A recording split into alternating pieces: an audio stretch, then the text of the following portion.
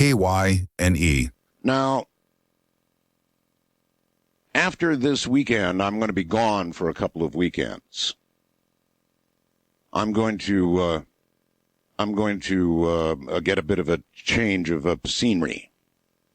So I'll be gone for a couple weekends. Let's look at the world news. The French are once again rioting. They seem to do a lot of rioting in France. They have a lot of time on their hands. Police loosed water cannons and tear gas on rioting students and activists who rampaged through a McDonald's. Figures, right? They'd hit a McDonald's. And attacked storefronts in the capital Saturday as demonstrations against a plan to relax job protections. Oh, that's what it is, you see. The French are guaranteed their jobs. They have 5 or 6 weeks vacation every year. They've got it really good. And so they want to relax the job protections. And, of course, they're rioting about that. And my kitty cats are batting their heads. You can hear, if I turned up the audio. Now he's not doing it. Little head was hitting the door pretty hard there. All right. Anti-war rallies mark Iraq anniversary. Thousands of anti-war protesters took to the streets around the world on Saturday, making the third anniversary of the U.S.-led invasion of Iraq, with demands that coalition troops leave right now. The Arab Muslim League Federation had addressed more than 1,000 people who gathered in Times Square near a military recruiting station, which was guarded by the police. Anybody out there remember, why did we start that war? What the hell was it? Why did we go to war in Iraq? Something about weapons of mass destruction. Or there we go. I guess you can't hear it. Mike won't pick it up. Little pause and let me try here. Let's see if I can get over by the door and then talk more about the war here. See if you can actually hear anything. Yeti, is that you? Now see him won't do a thing because I'm talking to him. That is so funny. Let me get everything back together here. Okay, back to the war. Here, let me turn that down. Back to the war. Why did we start that war? Why did we go to war in Iraq? Weapons of mass destruction. Well, I guess they're not there, so it couldn't have been it. Now, because Saddam was being so mean to his people. That one doesn't exactly hold up because, there's mean dictators all over the world and they're mean to their people. If that was the reason, we'd been at war in Cambodia a long time ago. Stopped the killing fields. Much worse than anything that went on in Iraq. And then there was oil. It probably was oil, right? But we didn't say that and we don't say that. We dare not speak the word oil. I'd have a lot more respect. Gotta hear that door. I'm going to have to give it up. I've got a loose wire under there, and if I let the cats in, they will, well, hell, there's no choice. Fine. Come on in. What the hell? There's a little wire under there, and if the cat hits it, it'll start humming. But there's obviously, I'm not going to keep them out. So I'd have had a lot more respect for our government if we'd said, well, it's the oil. Our country runs on oil. We've had a bad policy of not pursuing other alternative methods of energy, and so we need oil. And so we're going to go invade Iraq. I had more respect for him. Louisiana, it seems, wants, coastal folk, they just love that bayou country. Trouble is now, they're leaving since the storms. They're leaving in droves, actually leaving the place forever. By the way, today's score is Navy 1, Pirates 0. Our Navy, United Arab Emirates is where the story comes from. 2 U.S. Navy warships, 2 of them, mind you, exchanged gunfire with a suspected pirate ship off the coast of Somalia. Now, you got to see this ship. It's sort of like a rowboat plus. So I'm sure that that probably the pirates fired first, which was really stupid. Firing on a U.S. Navy ship is just, under any circumstances, stupid. But being in a rowboat and having, maybe a grenade launcher or something like that, really, really stupid. So 2 U.S. Navy ships opened up on them. Pirates, mind you. And I think we killed 1 and captured 5, and they were not happy at all. So Navy 1, Pirates 0. Oh, here, you're going to love this. Then we'll do a break. It's tempting to blame big food companies for America's big obesity problem. After all, they're the folks who supersized our fries, family portioned our potato chips, and big gulped our sodas, right? There's also the billions they've spent keeping their products ever on our minds and in our mouths, likened by some to the way tobacco companies seduced smokers. Such practices have made the food industry the target of lawsuits and legislation seeking to yank junk food from schools and curb advertising to children. That's how it begins, right? It began that way with cigarettes. They stopped advertising to children, aiming it at young people, and then pretty soon TV ads were illegal, and then I think billboards became illegal, and now it's going to be food. So they'll rip that Big Mac from your hands. Soon, not just smokers will be, how are we thought of these days, smokers, as we're pariahs. Let's just say it, pariahs. And so now it's going to be, if you're seen with a Big Mac or maybe some McNuggets or, I don't know, something from Wendy's dripping and you've got it in your hand and some food cop will come up and I don't know what they'll do. Probably eventually arrest you, make you eat it out on the street, not near any young people who might be influenced by seeing you down a Big Mac. Oh, America, America. We'll be right back. We're going to open lines shortly, but, the news goes downhill from there. The first story's headline from the Independent in Great Britain, this is where you get these things, you see, from Great Britain. We don't publish them. Says, climate change irreversible as Arctic sea ice fails to reform. See, that's got to catch your attention right away. Think about it. Climate change irreversible, that's in little quotations, as Arctic sea ice fails to reform. Now, that should get your attention. Sea ice in the Arctic has failed to reform for the second consecutive winter, raising fears that global warming may have tipped the polar regions into irreversible climate change far sooner than predicted. Now, that's a big word, irreversible. Irreversible, meaning the poles are going and you can't stop it. Satellite measurements of the area of the Arctic covered by sea ice show that for every month this winter, the ice failed to return even to its long-term average rate of decline. It is the second consecutive winter that sea ice has not managed to reform enough to compensate for the unprecedented melting during the summers. Scientists are now convinced the Arctic sea ice is showing signs of both a winter and a summer decline that could indicate a major acceleration in its long-term rate of disappearance.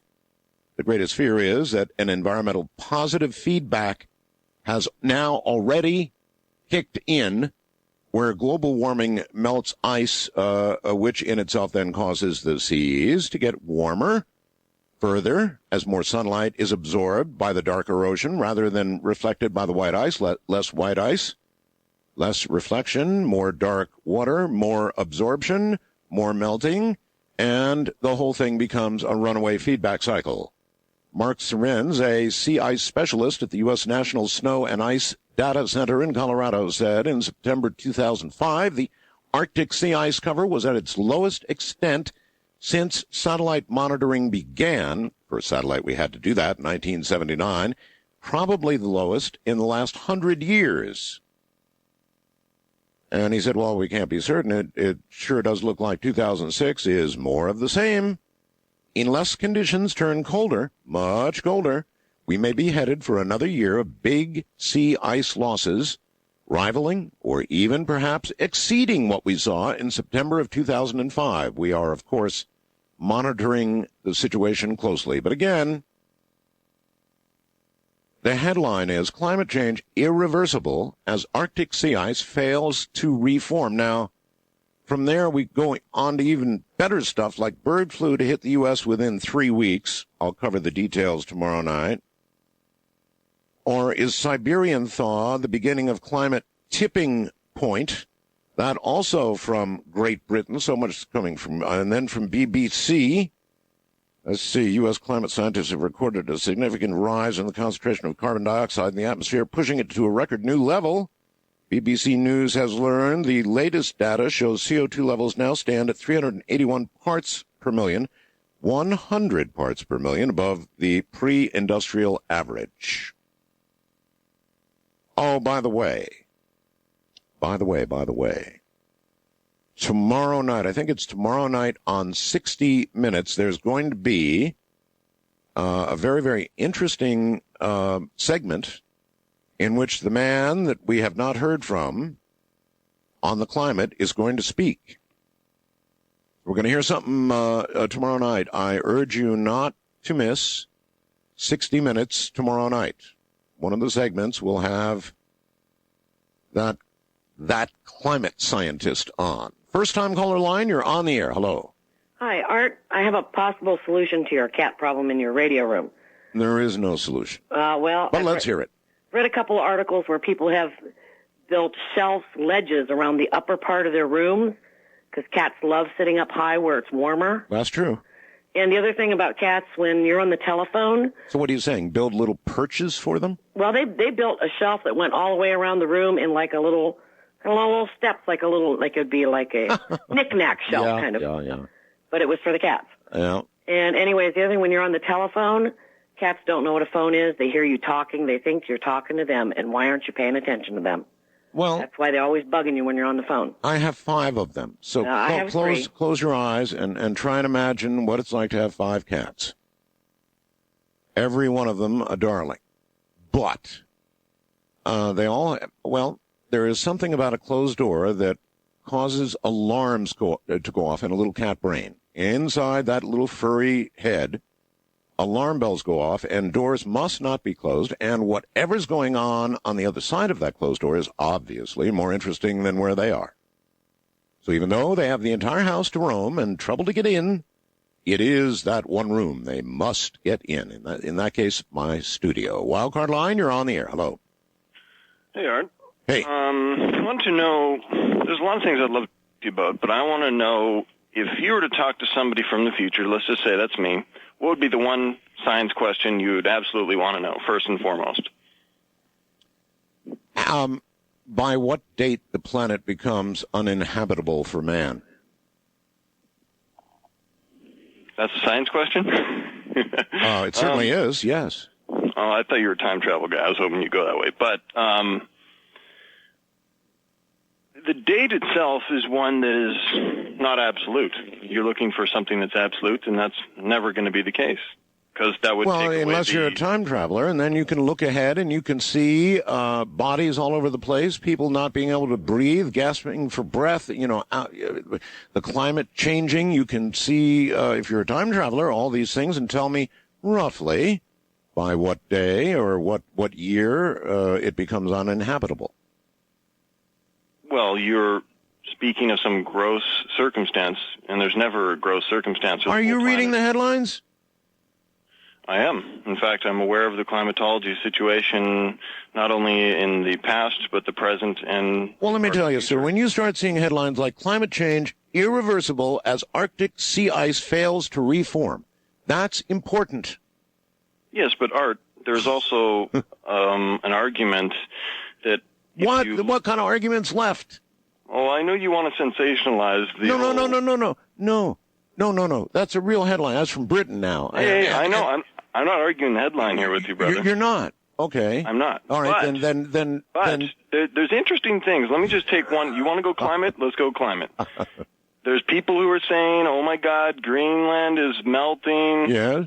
blah, blah, blah. But there's North Pole's various melting. there's various climatologists that have said to us, hey, the Vikings were gardening on Greenland. You know that, don't you? See, look, sir, most climatologists now have gone off the bandwagon of trying to unsell this because they can't, because the truth is now in front of us. And so I would urge you, I'll tell you what, buddy, you get out and you talk to some of the people that you respect in climatology these days and see what kind of opinion you get. See how many dissenters you still find to the obvious fact that our climate is in very, very fast change. East of the Rockies, you're on the air. Hi. Thank you for taking my call this morning. Thank you for making it. Well, I'm sorry, your name? My name is Jeff, and I'm listening on KTRS in St. Louis, Missouri. Yes, sir. I have a quick comment about the Iraq war. Oh, yes. You know why we went to war? Well, it was all the deal about weapons of mass destruction and all that stuff. And but they weren't there. Yeah, but then I guess if they weren't there, why did Bill Clinton attack Iraq back in December of '98? Well, because there was this threat, to our president that we traced back there, and so. Yeah. So, but why did? Anyway, the question is why did we go to war this time? What was it? The weapons of mass destruction. The ones that weren't there. That supposedly were not there. Yeah. But one of the recent stories in the New York Times said that he lied to his generals, saying that they were there, that he had them. You mean Saddam was lying to his own military? Yeah, how he couldn't do that because the generals were in charge of that kind of stuff if it was even there, according to which the New wasn't. York Times story. I see. But my main comment was, boy, if you're a general, you'd be really ticked, Yeah. I mean, here come 500,000 Americans, and the generals go, hey, okay, so where's our big weapons? And he'd do what? He'd say, well, there's something about that I was going to mention to you. Yeah. We don't have them. Well, I think this Iran, now I'm not old, it was way before my time. Oh, that's a good question, Iran. Yeah. You think we're going to go to war with Iran? I think there's a little bit more of a world consensus with Iran than there was with Iraq. Because even France and Germany is on board with Iran, and they were against us with Iraq. And you think they're on board, why? Because there's obviously a more threat. Well, the French are on board now. But if it actually comes down to war, the French aren't going to go to war. Oh, yeah, I guarantee that. There's no chance of it. They'll riot about their guaranteed jobs. There's no way we can invade Iran like we did Iraq. There's no way. Not without a really good reason. No. Very large weapons of mass destruction. Yeah, and I think there could be a limited campaign to set their programs back a few years. Who else do you think we had to go to war against? I don't know, but I do know Iran. But what my main comment was, Iran is the... Who do we really dislike? Hello? Hello? Yeah, who do we really dislike? Who don't we dislike, I guess, is the question. Well, but it's a matter of degree. Who do we dislike the most? Well, right now it seems like we're focusing our attention on Iran. In other words, where do you cross the war threshold of dislike? Iran, yeah. Now, I know no one really wants war, but what's better, trying to prevent the spread of these weapons or allowing the spread of these weapons where they may eventually be used one day? Yeah. It's like a lose-lose situation. I'll say this. If we attack Iran and invade Iran, and then we get there and they don't have any nukes, or at least, they're flaunting the stuff that they have. Most of the way toward the nukes. They're flaunting the stuff that they have, so they're not hiding it. Well, they said that about Saddam, too. But then, of course, they're not having... They absolutely assured the president, yes, sir, there are some terrible weapons there. But I think at this point it's a lose-lose with Iran. Think so? Yeah, because right now I'm not old enough to remember. I wasn't even born during the Cuban Missile Crisis. How about Korea? I know we're not happy with Korea. We're having a lot of earthquakes on the moon. Now, wait a minute. Earthquakes on the moon? Earthquakes on the moon? There's 4 kinds of them, actually. Deep moonquakes, 700 kilometers below the surface. Vibrations from the impact of meteorites. Well, that figures, right? A thermal quakes caused by the expansion of the frigid crust were first illuminated by the morning sun after 2 weeks of deep freeze night. Okay, well, that makes sense. Shallow moonquakes, only 20 or 30 kilometers below surface. Okay, well, The one that doesn't make sense is that it's seismically active at 700 kilometers below the surface. Now, that means there's a whole lot more going on the moon, in the moon, than we suspected by a long shot. Once again, don't forget tomorrow, you're going to hear from the NASA scientist on 60 Minutes who tried to warn Americans about global warming. He says the White House won't let him, and correspondent Scott Pelley has obtained documents that show just how much editing White House officials are doing that lessens and sometimes changes the very findings the scientists reported, the very findings. So, in other words, they're saying the White House is actually altering the results of what NASA is saying to them so that you won't have to be bothered by hearing that kind of thing. You remember the RFID that everybody was so freaked out about? RFID, oh, big brother. Researchers have discovered a way to infect RFID tags, that's radio frequency identification tags, with a computer worm, raising the disturbing prospect that products, ID cards, even pets could be used to spread malicious code. So your little ankle-biting dog could be a virus spreader, and it would spread from one RFID tag to another like the plague. I shouldn't laugh. You know, they come out. Inevitably, man comes up with some sort of absolutely unsinkable. That's a great word, unsinkable, right? They don't say that about any ship anymore. They did try that, unsinkable. Of course, it sank. And so, you know, with regard to code and RFID tags and all the rest of it, cannot be broken, cannot be tampered with, absolutely safe, and then here we go. So it's a never-ending battle, you know, but it'll still be like Navy 1, Pirate 0. First-time caller line, you're on the air. Hi. Hi there. How are you doing, Mr. Bell? I'm okay. It's an honor to talk to you. I just want to throw out a rhetorical question for people to ponder regarding what probably most of the people in this world are thinking and have been for a very long time. Okay. If America and a little handful of countries can and are allowed to have nuclear weapons, why the bleep can't anybody else? And I'm not supporting what any other country does or regime, but yeah, isn't it pretty obvious that these people have a right to look at us with a very skeptical eye? Well, yeah. I mean, your argument has merit, but look, think of it this way. Nuclear weapons are endgame things.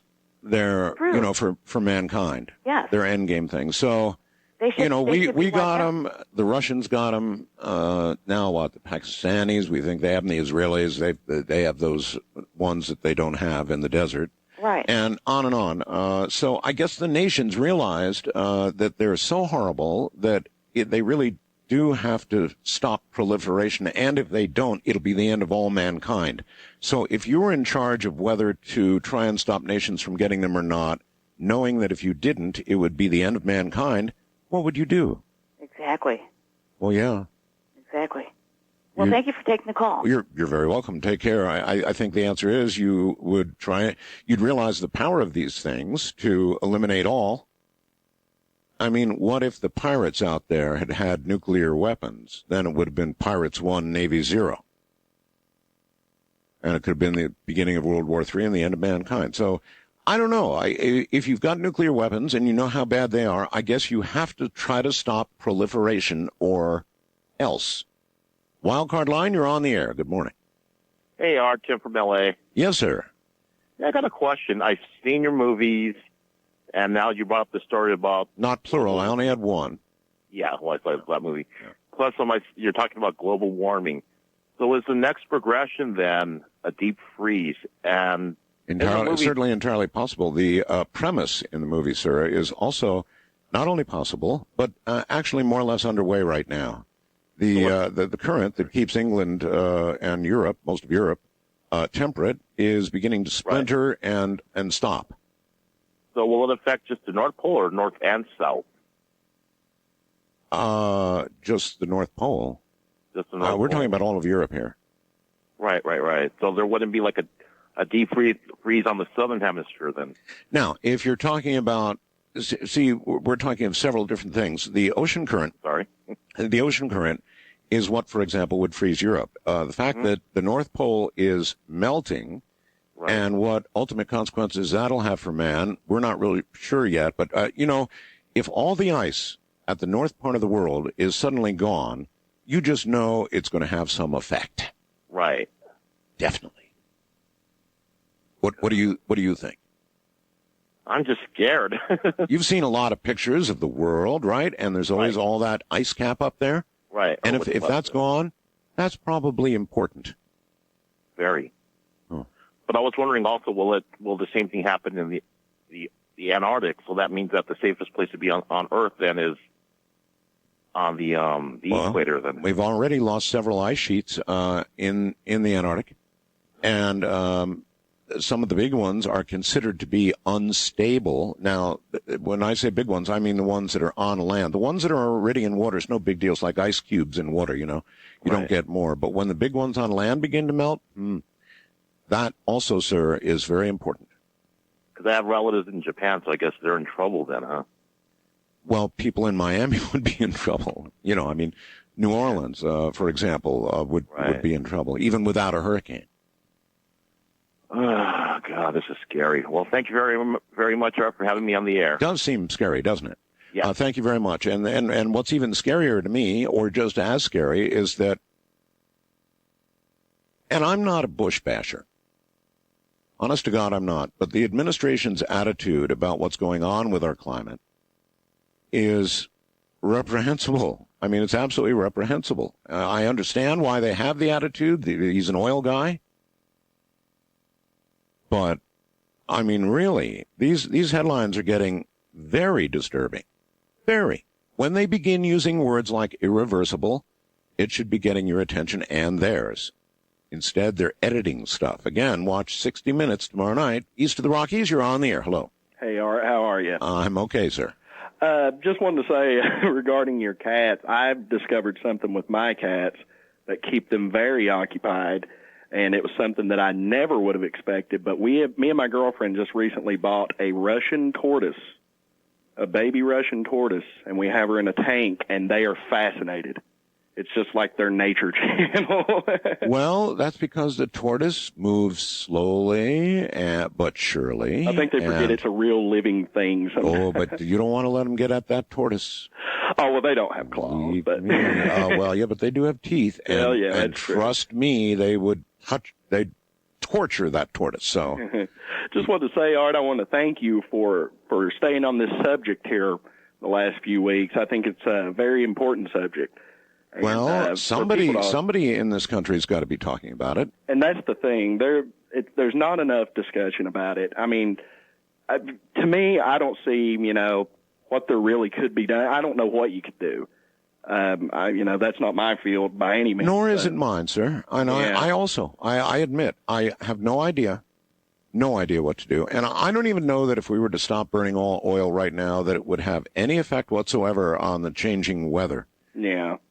Well, I think you and George both do a great service by covering this quite a bit. But the reason I called tonight is I'm in Dayton, Ohio. My name is Brad, by the way. Yes, Brad. And I've not been here long. I've visited a lot when I was a child, but I've only been here maybe 2 years. And I am right down the street from Wright Pat. As a matter of fact, above my home is all military airspace. And I've heard stories. I know a lot of the things that I guess have allegedly went on. As far as maybe, like Roswell and them transporting the craft to Wright Field. Yeah. Is there a lot of, talk that goes on in your area about what's going on at Wright Pat? That's the point. There's really hardly any. Sometimes you will, talk to somebody and, I heard they've got some, underground hangars and all this. But for the most part, there's really not much of a discussion. And you see a lot of MPs, you see a lot of different military craft overhead, and, you can see all of that. But, I've listened to your show for a little while now, and I've heard, quite a bit of mention of Wright Pat on your show. And my question to you was, just based on your knowledge, what do you think they've got going on there? And I'll take your answer off the air. Thank you for taking my call. All right. Well, what I see is a small cell, and I see a creature with large, pointy ears restlessly moving about the cell. Now, this creature is probably about middle age now for an alien. And, yeah, we're still keeping him. Hell, sir, the answer is I have no idea what they've got there, any more than I know what's right next to me here at Area 51. And strangely here, not a lot of people talk about it. I mean, we have, Area 51 fireworks. There's a fireworks shop named after Area 51, and we're right adjacent to this infamous site, and I don't have the slightest idea what's there, any more than I do what's at Bright Pat. Probably something, though. West of the Rockies, you're on the air. Yeah, Art, this is Adam from San Juan Islands, Washington. Yes, sir. Speaking of facilities, I didn't know how much you knew about the Southwest Regional Spaceport they're putting down in UFO, New Mexico. This is a project sort of gone through Sir Richard Branson, who also has gotten together with the state of New Mexico and the X Prize Foundation to build this facility, kind of through Virgin Galactic. I'm not sure exactly how all the groups have put this together, but the state of New Mexico signed off an agreement for $250 million in December, and they're going to do space tourism down there, including rocket races and other things. Well, I'm jealous. I wish they'd done it here in Nevada. Well, I guess they were shooting between somewhere back east, New Mexico and California, and they picked New Mexico for the clear weather and clear airspace. I don't blame them at all. How'd you like to have to launch something up through L.A.? Plus, the Californians are so, you'd never get authorization for something like that. But you come here to what I call the sensible West, Nevada, Arizona, New Mexico. Now you're talking. Yeah, too much air traffic. Yeah. And clear space out there. Now, one other thing I was going to ask you, too, I haven't heard a show about the Spaceship One project at all, but I was curious, and I know you like contact information. If you could ever get a hold of Burt Rutan, the designer of Spacecraft One. Love to interview him. And right now they're building 5 of these things that can hold, I believe, 6 or 7 passengers, 1 pilot and 5 or 6 passengers apiece. Hey, I'm curious. How much would you pay to take a ride in that thing? Well, for my income, it's going to be a while. I'm 22, by the way. I've been listening to your show since I was about 11 years old. So, I've got a shot at it, of course, and I'm going to definitely go down to UFO. We've got a place down there in New Mexico in Tejeras area, pretty close to Richard Hoagland, actually. But when we do go back down south, I'm definitely going to go check that out. I think I'd do it. Yeah? Well, he's got a really good safety record. Burt Rutan's designs are very interesting. They have extra wing space on everything. They're very efficient, and so far he's got a really great safety record. Well, I hope it's going to be affordable. Thank you. Would I take a ride to the edge of space? And what would I pay? That's an interesting question. I suppose it would vary. How about you? How interested would you be in taking a ride to the edge of space? I had the honor of riding in the Concorde. That's as close as I've been, about 65,000 feet. Now, it's pretty cool up there, I'll tell you that, in more ways than one. But you can see the curvature of the Earth at 65,000 feet. You can see the very, very black above you and the purple beside you. And that's near the edge of the edge. And I thought that was pretty cool. But going all the way up to the edge? First-time caller line, you're on the air. Good morning. Hi, Art. Good morning. Good morning. My name's Robert. Yes, Robert. Where are you? I'm calling from the East Coast, Boston. Yes, sir. Boston? Yeah. Huh? Just want to take you on with the war. Home of Denny Crane. The war, yes. Who? Denny Crane. Who's Denny Crane? Don't ever ask that. Doesn't matter, sir. Go ahead. Take me on about the war. Well, you tell me where you stand. I don't know where you stand. I stand confused. Okay. Confused about why we did it. Now, you stated before, why did we start the war? Yeah, I puzzled about why. Why do you think? No. You said, why did we start the war? Well, yeah, why? We didn't start the war. The war started in 1991, sir. No, what this one though? No. This is a continuation. You forget. There's a beginning, a middle, and an end. No. Oh yeah. No, you can't sell that one here. Come on, you can't sell that. The facts. Give me a break. Come on. We declared victory and we left. The facts. What are Sir, the facts? the facts are we left. No. War was over. We left. No, the United Nations. Oh yeah, remember them. Okay, all right. Let's talk about the United Nations. You like them? Let's talk about them. Let's talk about them. Go ahead. All right. Now, the weapons of mass destruction. Yes, go ahead. What about those? They're there. I guarantee you. And we'll find them. Well, but we actually found Saddam himself. He was in a little hole in the ground, and we found him. And we've had much longer now. And these weapons of mass destruction, by their very nature, are big. Yes. I give you 7 months to do something. I guarantee you could hide it in the state of Nevada. If I gave you a 7-month start, I guarantee you. So let's assume. But wait a minute, sir. What? There's this big open question. Go ahead. If you're Saddam Hussein and you've got 500,000 U.S. troops coming at you, right? And the biggest air show, shock and awe, and all the rest of it coming at you. See, if you have those weapons, go ahead. That's when you're going to use them, because otherwise, you're dead meat. Well, how do you know that? Well, because we're the United States, sir, and we're going to kick his butt, which of course we did. And who started this war, though? This one? No, we did. See, you can't. No, yes, I can. Oh, yeah, no, sir, I can. Oh, you can't disconnect that. This war is not. Truth. No. I know you want to go to Star Wars. Sir, you are the one bending history here, brother. We had our war. We left. No. We won. We kicked them out of Kuwait. We did exactly what we said we did. You're forgetting a component, and there was a component why we left. And that was? They had to follow certain things, right? Yes or no? What now? What now? 1991. What about it? When the war stopped in 1991. Okay, why did we go to war back then? It was because of the invasion of Kuwait and probable invasion of Saudi Arabia, right? It's about oil, Art. Oh. Yes, Art, I'm not afraid. Did I hear you correctly? Would you repeat that, please? Art, I'm not afraid to say it's about oil. Art, did you walk to work today? Say it again. Did you walk to work today? It's about oil. Are you telling me that you want the people with a mindset that would kill themselves like they do in control of the oil? If it comes rolling, sir, if it comes rolling off your lips so easily, then how come it can't come rolling off the lips of our president? It's about oil. You're not going to do anything. You want it both ways. That's not against the war. You're just against Bush.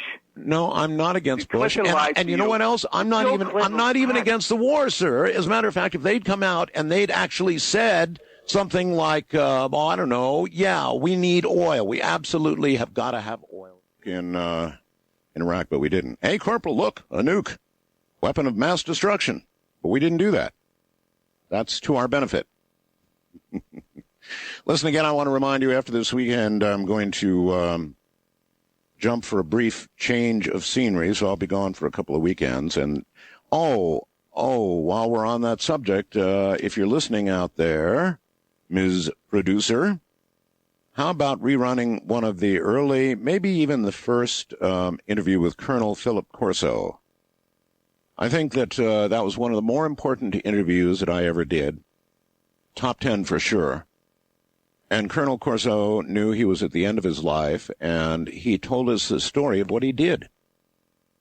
He exchanged alien technology. He slowly integrated it into the modern-day world. And if you believe Colonel Corso, and I tend to, then a lot of things that we have today, we can thank Roswell for. That was an important interview. And I think if you're going to rerun an interview during my change of scenery here, why, that'd be certainly one hint to rerun. Coming up now, in a moment, Nick Pope. Now, this ought to be good. I mean, he used to run the British government's UFO project at the Ministry of Defense. He was initially skeptical, as I'm sure he should have been to do this. His investigation of newly reported UFO incidents and access to government files on the subject soon convinced him that the phenomenon raised very important national security issues. I love that one. especially when the witnesses were military pilots or where UFOs were actually tracked on radar. Nick also looked into other mysteries such as alien abductions, crop circles. So we'll ask about all of this. He now continues his research in a private capacity, is recognized as a leading authority, of course, on UFOs and the unexplained. He's done extensive media work, has lectured all around the world, has acted as consultant on several TV documentaries. Now, I've always wondered, the U.S. has always said, whatever they are, they're not a threat to national security. And I've always wondered how the U.S. government defines national security. If an object racing at 25,000 miles an hour traverses your atmosphere and the fastest gun you have will not shoot it down, and the fastest airplane you have can't possibly catch it, then how is it that our government, or any government, defines national security in the first place? So Nick Pope coming up to answer that question, I'm sure, in a moment. So what it boils down to, I think, is Nick Pope essentially ran the equivalent of Project Blue Book in Great Britain. And as a matter of fact, that's where he is right now, Great Britain, somewhere or another. Where are you, Nick? I am indeed. I'm in London, so it's 7:15 in the morning here. 7:15 in the morning. Yes, Sunday morning. Well, thank you for getting up early on a Sunday morning. That's very nice of you. Saturday night still here at about 11:14. So is that a fair statement, first of all, Nick, that you essentially ran the program in Great Britain that was equivalent to our Blue Book? That's absolutely correct. I mean, the terms of reference for the British government's UFO project are really identical to the old United States Air Force project. It was basically as simple as look at all the UFO sightings reported to the department, be they by public or military sources, evaluate them, investigate to the best of your ability, and see whether you think there's evidence of any threat to the defense of the country, anything, as it were, of any defense significance. Yeah, it always comes down to that, Nick, and that leads me right back to what I was saying before I came to you, and that is the United States has sort of always laid back in the end and said, well, whatever they are, they're not a threat to national security. And, you know, that's so cool that they would say that.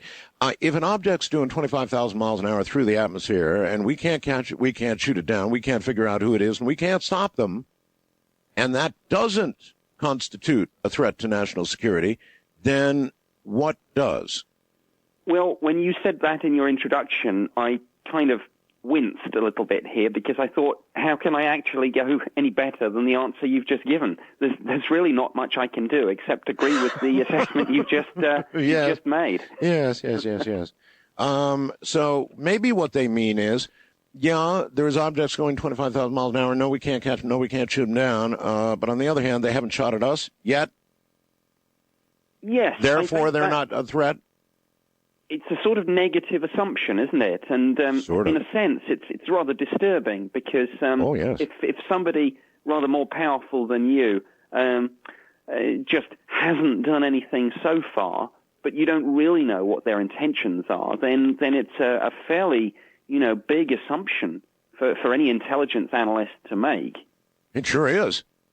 And, now, it's not an assumption, for example, that I was comfortable with when I was, running the UFO project here in the UK. It was called what? It was called MODS, is that correct? Pardon me? Oh, MODS. Oh, well, MOD is just Ministry of Defense. Ministry of Defense UFO project. So what did they actually call it? They called it that? No, the odd thing is it didn't actually have a formal title at all. Oh.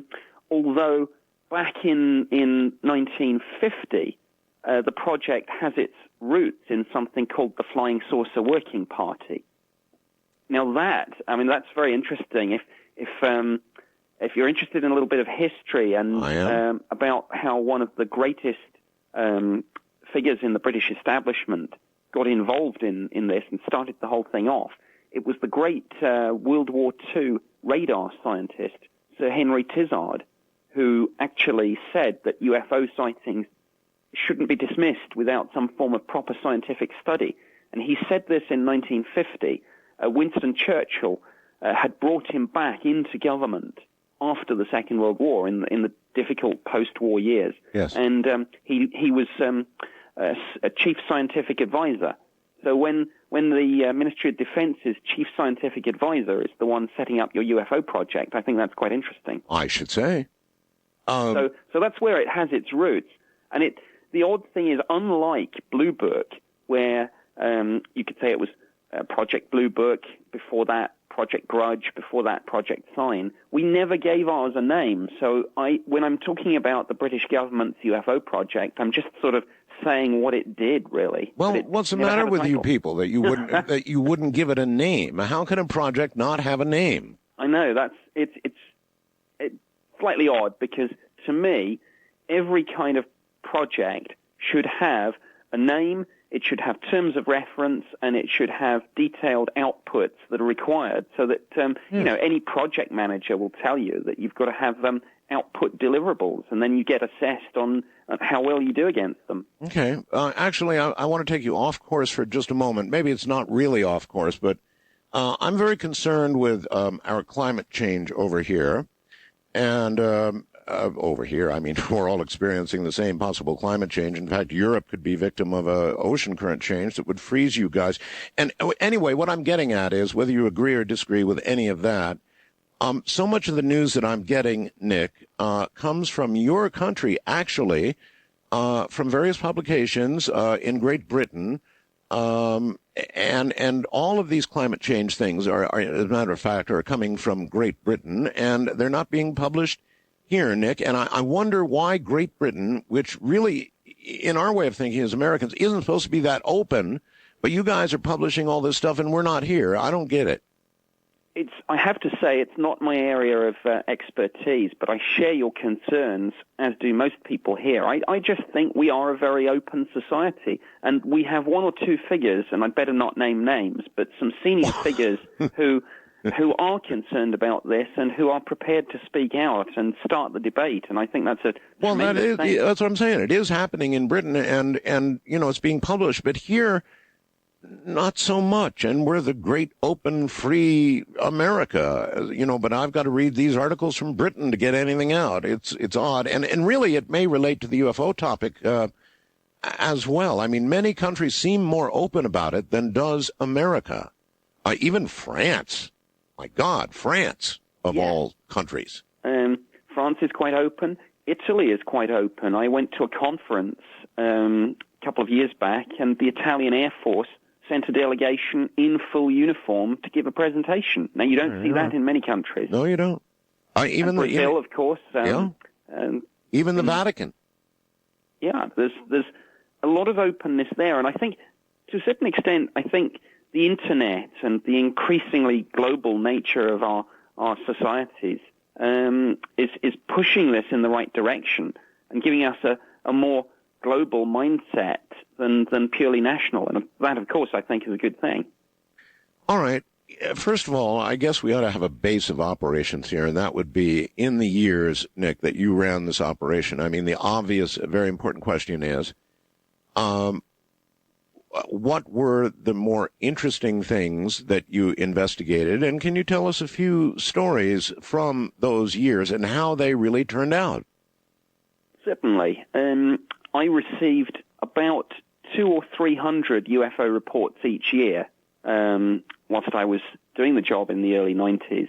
And, of course, like any other UFO researcher, like a civilian UFO researcher, and like my predecessors both in Britain and America, most of them turned out to be misidentifications. Mm-hmm. The figures that I would say are most accurate is to say about 80% I could explain very well as aircraft lights, weather balloons, satellites, meteors, all the usual things. Another 15% probably went into the insufficient data category, leaving a 5% of extremely interesting cases. Pardon me, one case that we were looking at, and it happened just before my watch, but I saw the report from the pilot, was on 5th of November 1990. A half squadron of Royal Air Force fast jets were crossing the North Sea, and they were overtaken by a UFO. And they were talking to Dutch military air traffic control about that, and they described a sort of large metallic object of some sort, and they actually had to take evasive action. So again, it's interesting, talking what you mentioned in your introduction about defense significance. Yes. There's a whole subset of ufology which we could get into about the flight safety implications of this. And I've seen files with our Civil Aviation Authority talking about some terrifying near misses between aircraft, both civil and military. I've heard the same stuff, Nick, out of Mexico, that Mexican authorities have talked about, not only near misses, but maybe even one collision with a civilian airliner in Mexico. I mean, just, not a fatal collision, but with some damage. And, I mean, so this stuff is incredible. Yes, there was a case from 1995, a passenger airliner was coming into Manchester Airport here in England, and a UFO suddenly effectively crossed the front of the aircraft, and the pilot instinctively grabbed for the control stick. Of course. Had he made that sharp evasive maneuver, the UFO actually went before he could complete it, but his instinct was to throw the stick violently to the side because he feared a collision. As I say, if he'd actually made that maneuver, he could have crashed the aircraft. And wow. a friend of mine who sadly died last year, but there was a man called Graham Shepherd, a senior British Airways pilot, and he lobbied the Civil Aviation Authority here in Britain to include in the pilot's training syllabus some material about UFOs so that aircrew were at least ready for these things to occur. And I'm curious, what did he ever get that in? I'm not sure. That's something that I'm trying to follow up. Or more interestingly, even perhaps, would be, what would the recommendations be if you encounter a UFO? Do the following. Yeah. I think the first thing is almost before you get to the UFO encounter to make sure that air traffic control is properly looking out for uncorrelated targets. And again, it disturbed me. I spoke obviously predominantly to military radar experts. Yes. And very often these were people that I would enlist in my investigations, of course, because one of the first questions in any UFO investigation in the military is, was it tracked on radar? And I would have radar tapes impounded and sent to me. But, I heard many times people say, well, we get these fireballs on our radars from time to time. Really? They come in, they do speeds of, say, 20,000 miles an hour, and then they just disappear. And I said, how do you know that they're fireballs? And the answer was, well, because they go very fast. So, that was it, huh? There's a fundamental mindset there, which is, it couldn't possibly be anything else. But there's no proof. There's no way of knowing what it was. No, you're quite right. I mean, unless they find an impact point, and then they can say, oh, gee, look, a meteorite. Otherwise, something going that fast, is automatically said to be a meteorite or whatever. And I've always said, how do you know it's a meteorite? And, that stops people cold. Yeah. They go, well, actually, I don't. Sure, but going back to your question, I think what I would tell pilots is, generally speaking, if you see a UFO, it's probably got greater speed and maneuverability than you, and I'm sure it doesn't want to crash. In a sense, the advice is probably do nothing. Because if Very good. Yeah, the risk is making a violent evasive maneuver that's going to actually endanger the aircraft. Oh, no, you're absolutely right. And from a UFO's point of view, I suppose, we must be dangerous because when they get near us, we do violent maneuvers. Yeah. I guess it's sort of human nature, as you point out, to grab the stick and try to avoid what otherwise is going to happen. And eventually, that's going to result in some sort of collision. Yeah, but I'm going to, it's on my list of extremely urgent things to do to check that this material that Graham Shepherd was wanting incorporated has been incorporated somewhere. Because, of course, pilots I've spoken to many, many civil and military pilots, and, they see UFOs a lot, but there are huge underreporting issues here. Many, many pilots, particularly Air Force pilots, took me aside and said to me, I've seen these things, and I've heard some fascinating accounts, not of lights in the sky. I mean, I'm talking about metallic craft doing speeds and maneuvers we can't possibly approach. And I say, where's the report? And very often they'll say, well, I didn't really make one because I wouldn't have known what to have said. I would possibly have been questioned as to whether I'd been seeing things. Yeah, that part of it's really got to stop. I mean, the intimidation that goes with, pilots, after all, these are good careers, whether they're military or civilian. They're either very prestigious or they're very high paying. And who wants to report one of those things? I mean, Sure. It's career ending or at least career limiting. Yeah. I had one person say to me, and he made a joke of it, but it's a comment that sticks in my mind all these years later. An Air Force pilot said to me, I didn't want to be known as Flying Saucer Fred in the officers' mess. Yeah. So when you've got that mindset, it's difficult because, of course, those are probably the best sorts of UFO reports you could have got from trained observers such as pilots.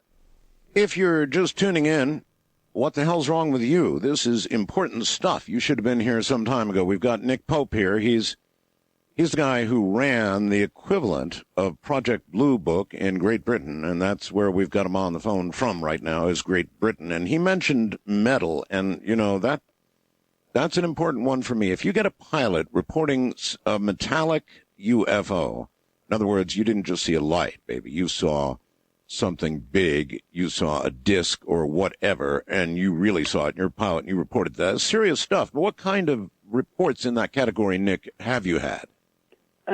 Well, several, and one that stands out in my mind, and this goes back to your question about interesting UFO incidents that happened on my watch, is that in March 1993, we had a massive wave of UFO sightings in the UK, particularly on the 30th and the 31st of March.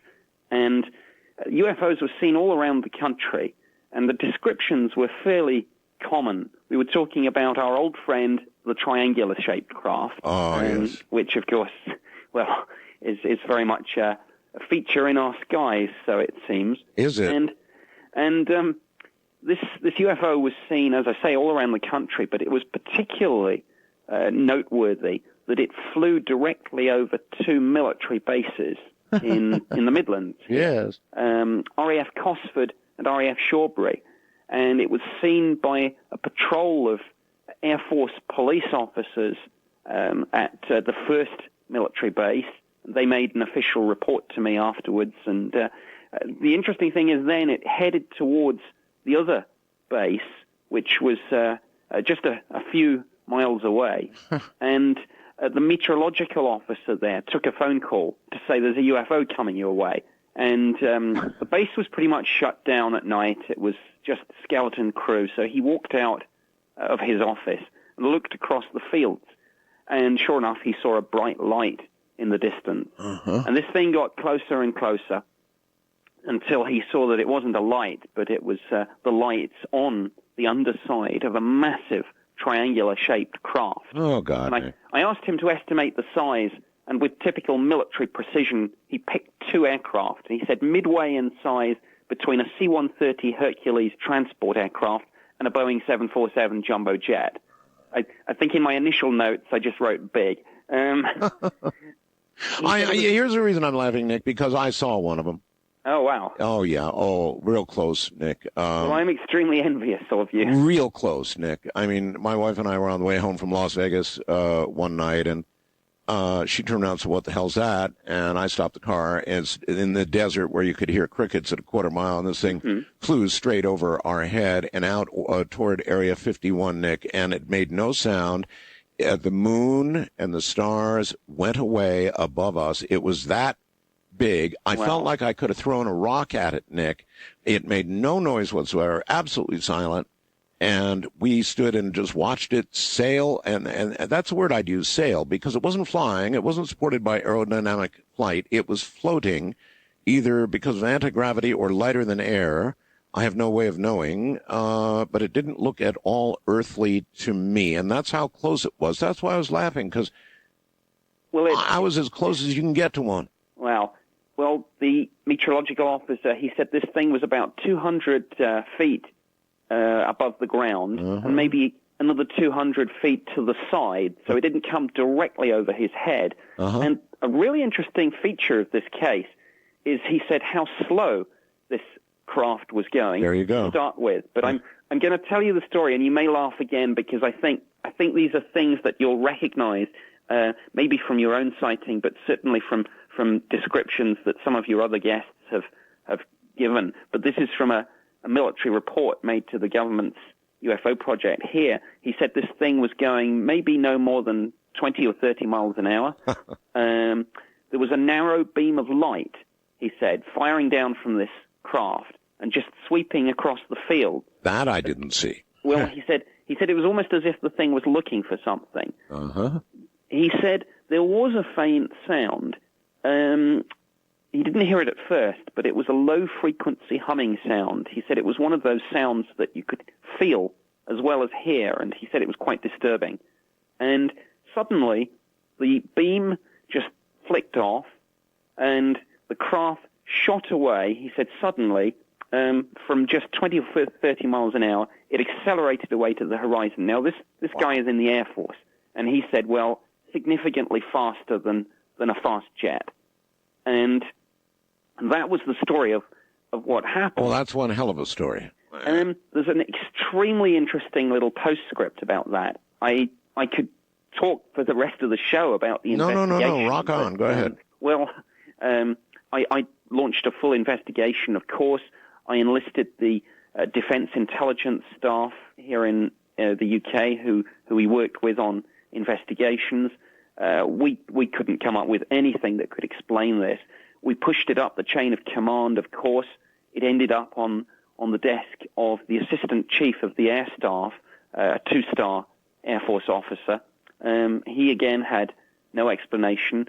Everyone was extremely interested, but totally puzzled. But, you know, the interesting little postscript to this is that something about this kind of, you know, niggled at the back of my mind. There was something that I was struggling to remember about all this that I thought might be important. And then suddenly I remembered.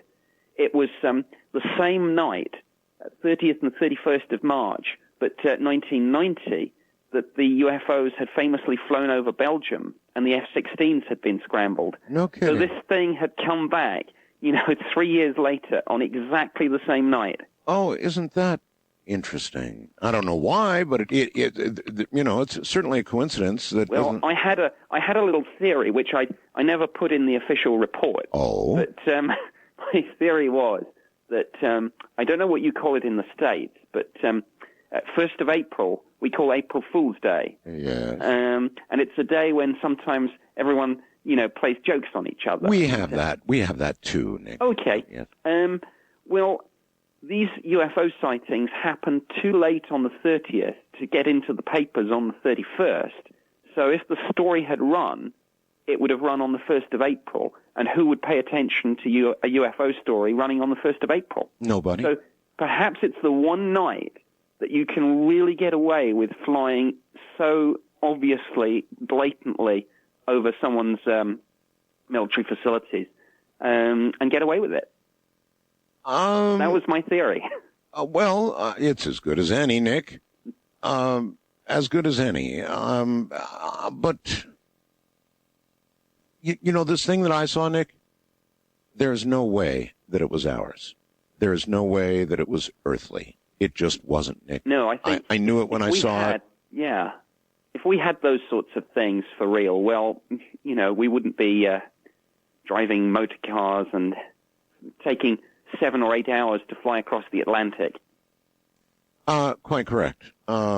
We would have beyond that, we'd have a new power source. Certainly the Earth is starved for some sort of alternative to oil, and a drive that can do what that apparently was doing would probably solve that problem as well. So yeah, this is big stuff, very, very important stuff. Is it your feeling, Nick, that your government and my government know about all of this, that we have encountered and made some kind of deal with these beings, whoever it is, or what do you think the state of knowledge is in our governments? My honest answer to the question about the American government is I have no idea. I could never get any access. Even I could never get anything other than the party line, which is we're not in this game anymore and haven't been since Blue Book was shut down in '69.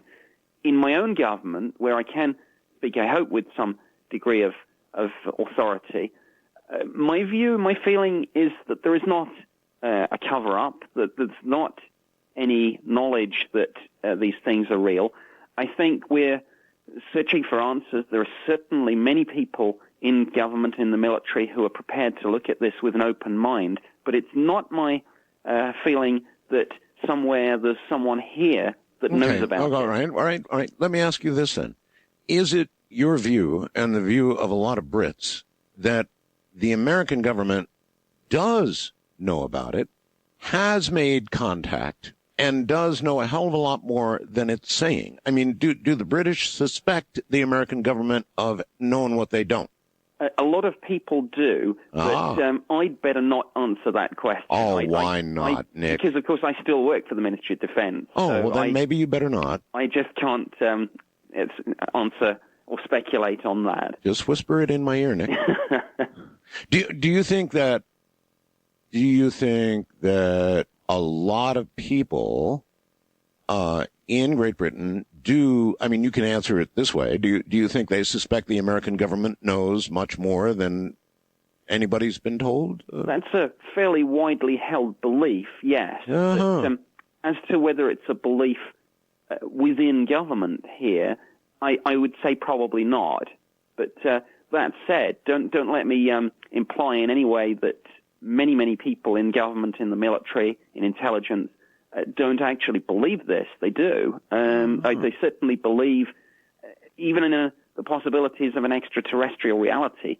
It's just that it's a difficult subject to talk about. But, this is one of the things that I think with all of this, a lot of listeners may be saying, well, so what? Well, I mean, I just heard you get very cautious, Nick. And so I guess I want to ask, how many things are there that you would react just that way to if I were to ask about them? Things that you just cannot talk about that's in some way related to ufology? There are several such things, but really? I promise you, there's nothing that if I said it, you would say, well, he's seen one of these things in a hangar somewhere, or seen a file that explains what it's all about. To the best of my knowledge, we don't have anything like that in the UK. But isn't that what you'd have to say? No, I would probably say no comment. So I'm really? Giving you a definitive answer and saying I have not seen these things. Well, so then if I were to ask you, does Great Britain have an ET at some secret location captured? You wouldn't say no comment. I would not say no comment. No, I would answer your question and say, to the absolute best of my knowledge, no. Now, of course, people might say, well, maybe Nick was out of the loop. People might say maybe the United Kingdom was out of the loop. And of course, I really can't prove a negative on that. Did you ever have a feeling when you were doing your job, heading up essentially Blue Book in Britain, that you were being a patsy, Nick? Did you ever have that feeling that you were just sort of a store dressing, that you were there to do what we think Blue Book did, which was to just sort of wash the whole thing away? Did you ever feel like you were being assigned to do that, Nick?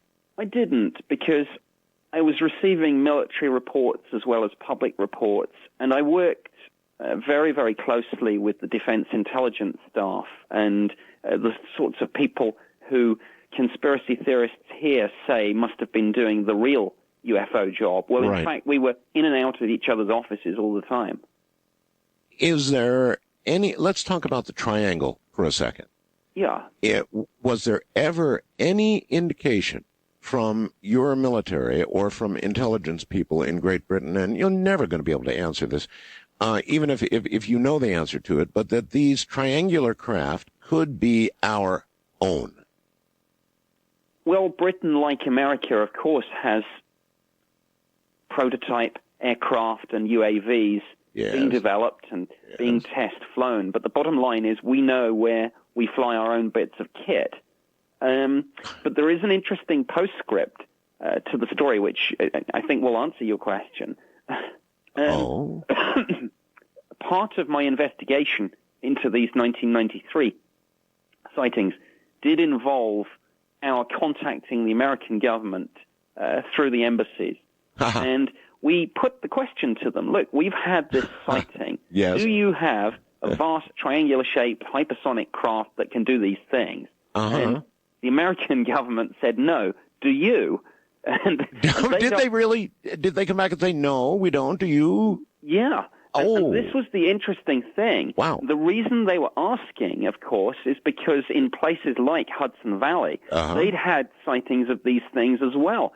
They were asking, they took the opportunity to ask if the Royal Air Force had such a craft. And we just smiled and said, well, we wish we did.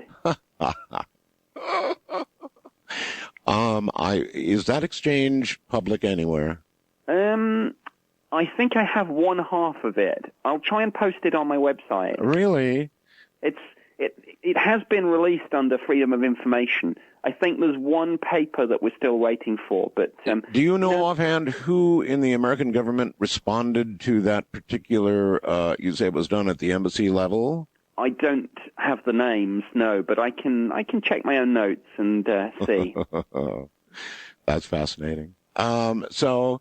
No, we don't. Do you? Was a response. That's paraphrasing it, but that's certainly what was relayed to me. I don't think so. Having seen it personally, I do believe that the odds are very heavily that it was an extraterrestrial craft.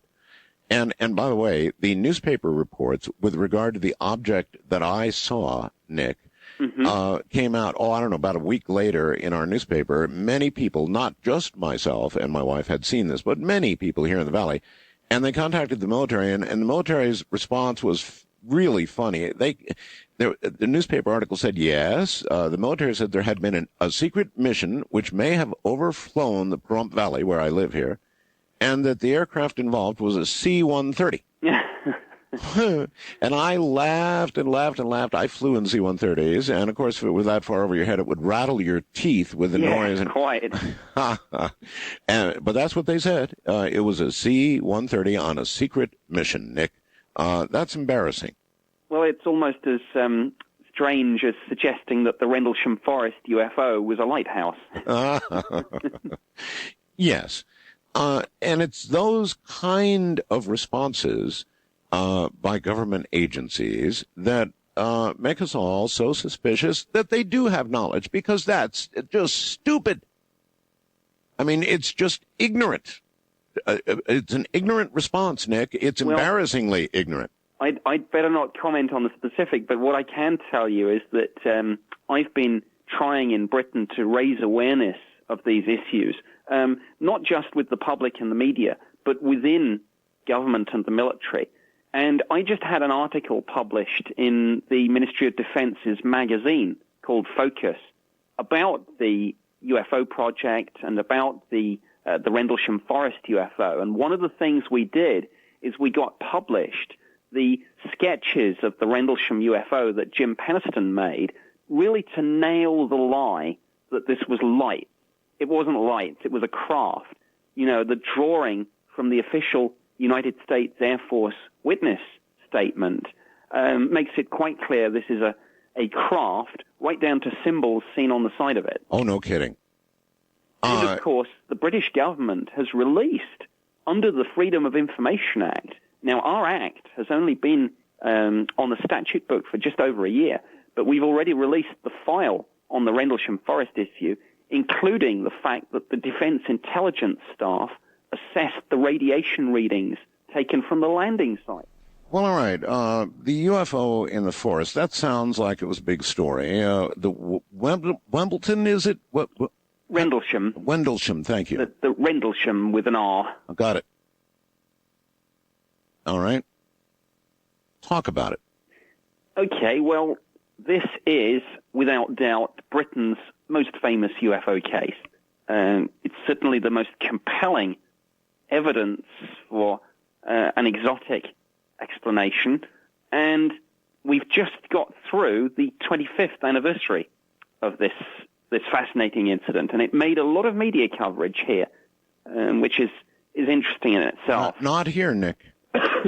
Well, that's a great shame, but I had been working very hard to promote this anniversary, and in fact I was commissioned by one of the national newspapers here in Britain, the Daily Express, to write a full-page feature on this, and that was very successful. There was also a lot of radio coverage, some television coverage too. So, well, then obviously you're in a unique position to tell us all about it. Yeah.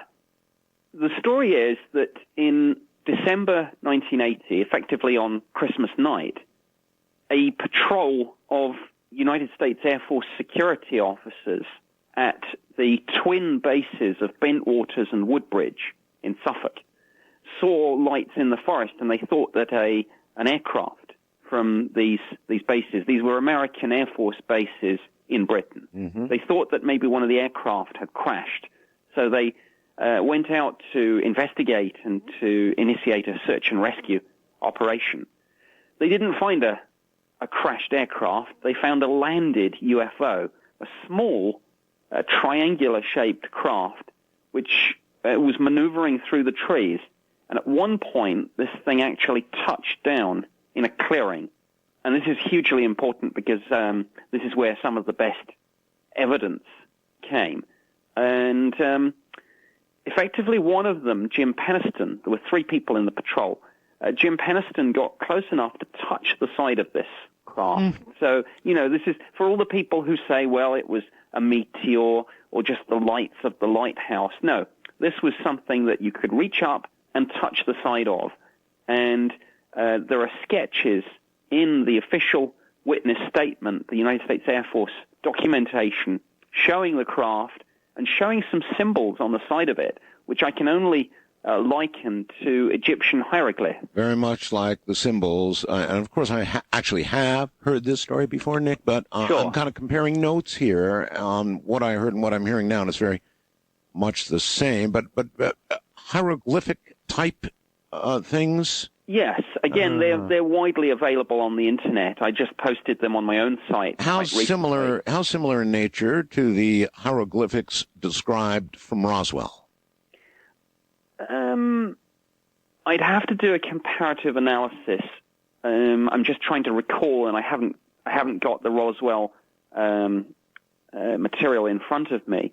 But well, actually, there isn't Roswell material. I interviewed Jesse Marcel Jr. Yeah, I'm just trying to think of that I-beam and the I-beam, yes, yeah. And he described the hieroglyph. He described them actually as hieroglyphic-like. And, yes, I've seen the representation of that, but I'm afraid I can't recall the details well enough to say how much it has in common. How specifically are what's on the side of the craft there in Great Britain, the one you're talking about? How specifically accurate are the representations we have of what was written on that craft? I believe they're accurate because Jim Penniston had his police notebook with him at the time. I see. And he was actually able to sketch the thing contemporaneously. I'll be damned. When he then got back to the base, he took his notebook, and of course, frankly, his hand had been shaking, I think. Uh-huh. The drawings in his notebook are a little bit wobbly, but he immediately wrote up a better version.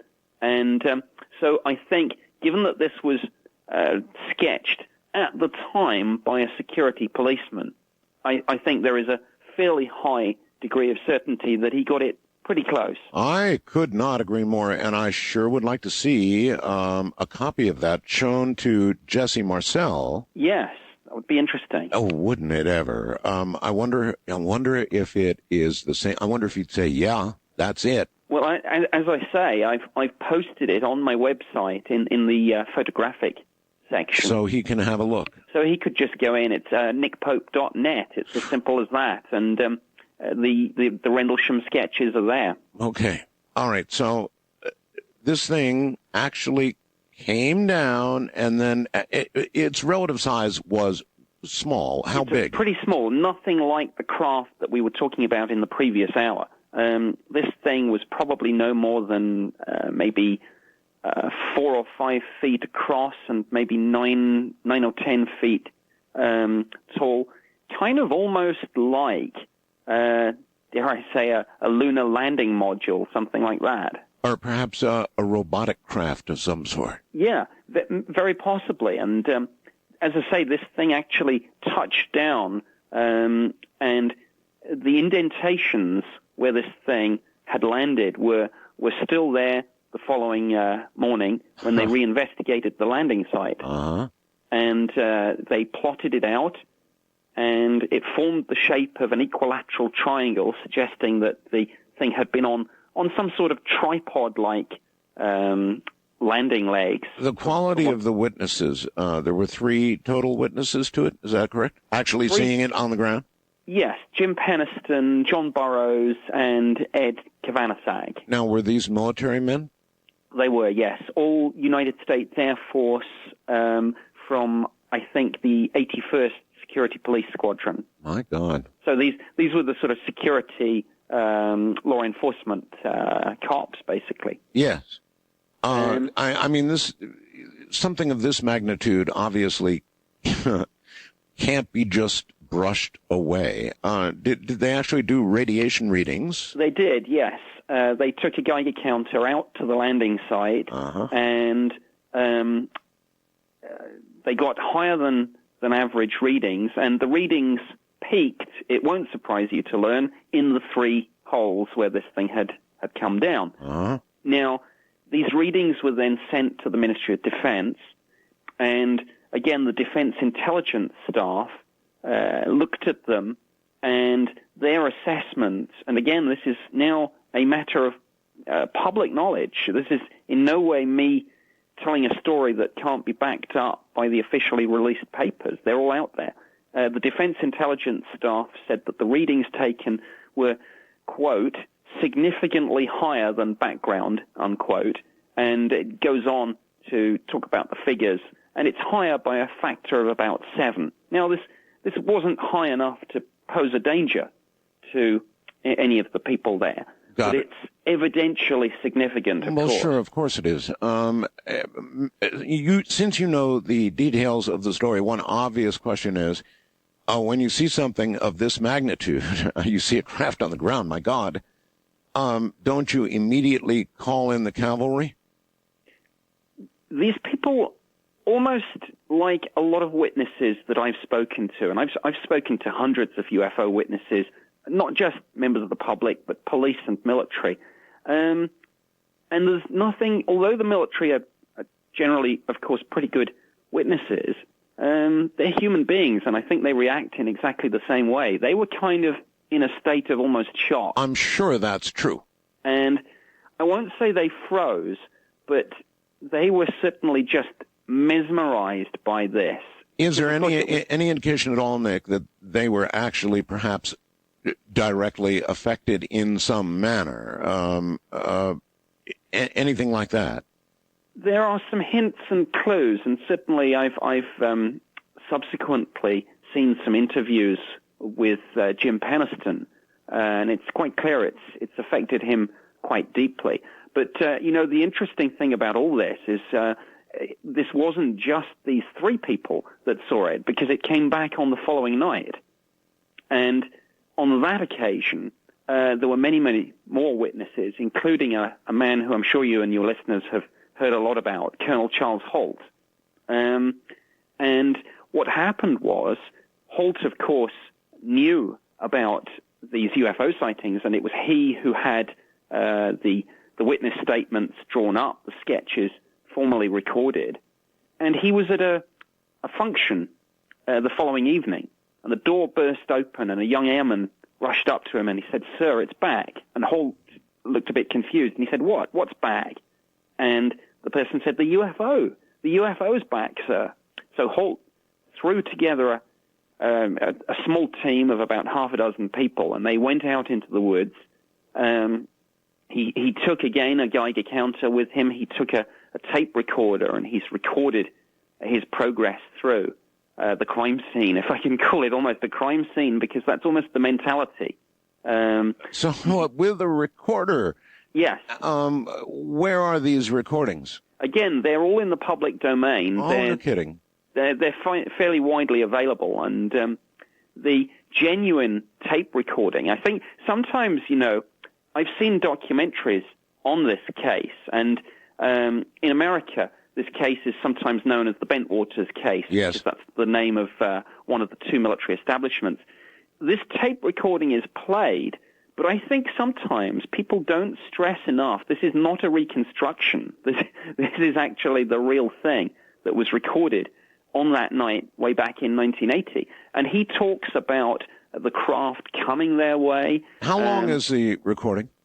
It's about 17 minutes, but he was hitting the stop button every now and then. So do you have that recording? Yes, I do. You do? You don't have the capacity to play it on the phone, do you? I'm afraid not, no. Oh, what a shame. But it's widely available on the Internet. If any of your listeners after the show... Oh, they will. What would you suggest? Where do they go? I know. There's a site, I think it's Rendlesham-Incident.co.uk, and you can listen to the tape recording there. All right, you want to spell that for us, please? It's RENDLESHAM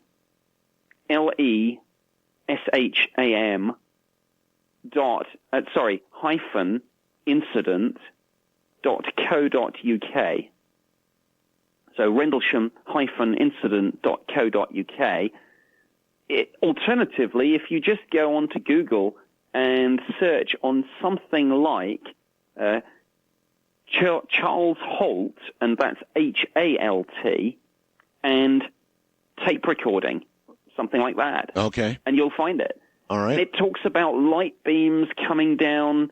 It ends up talking about the UFO directly over the base, firing light beams down at one of the special storage areas. Was there any direct military response?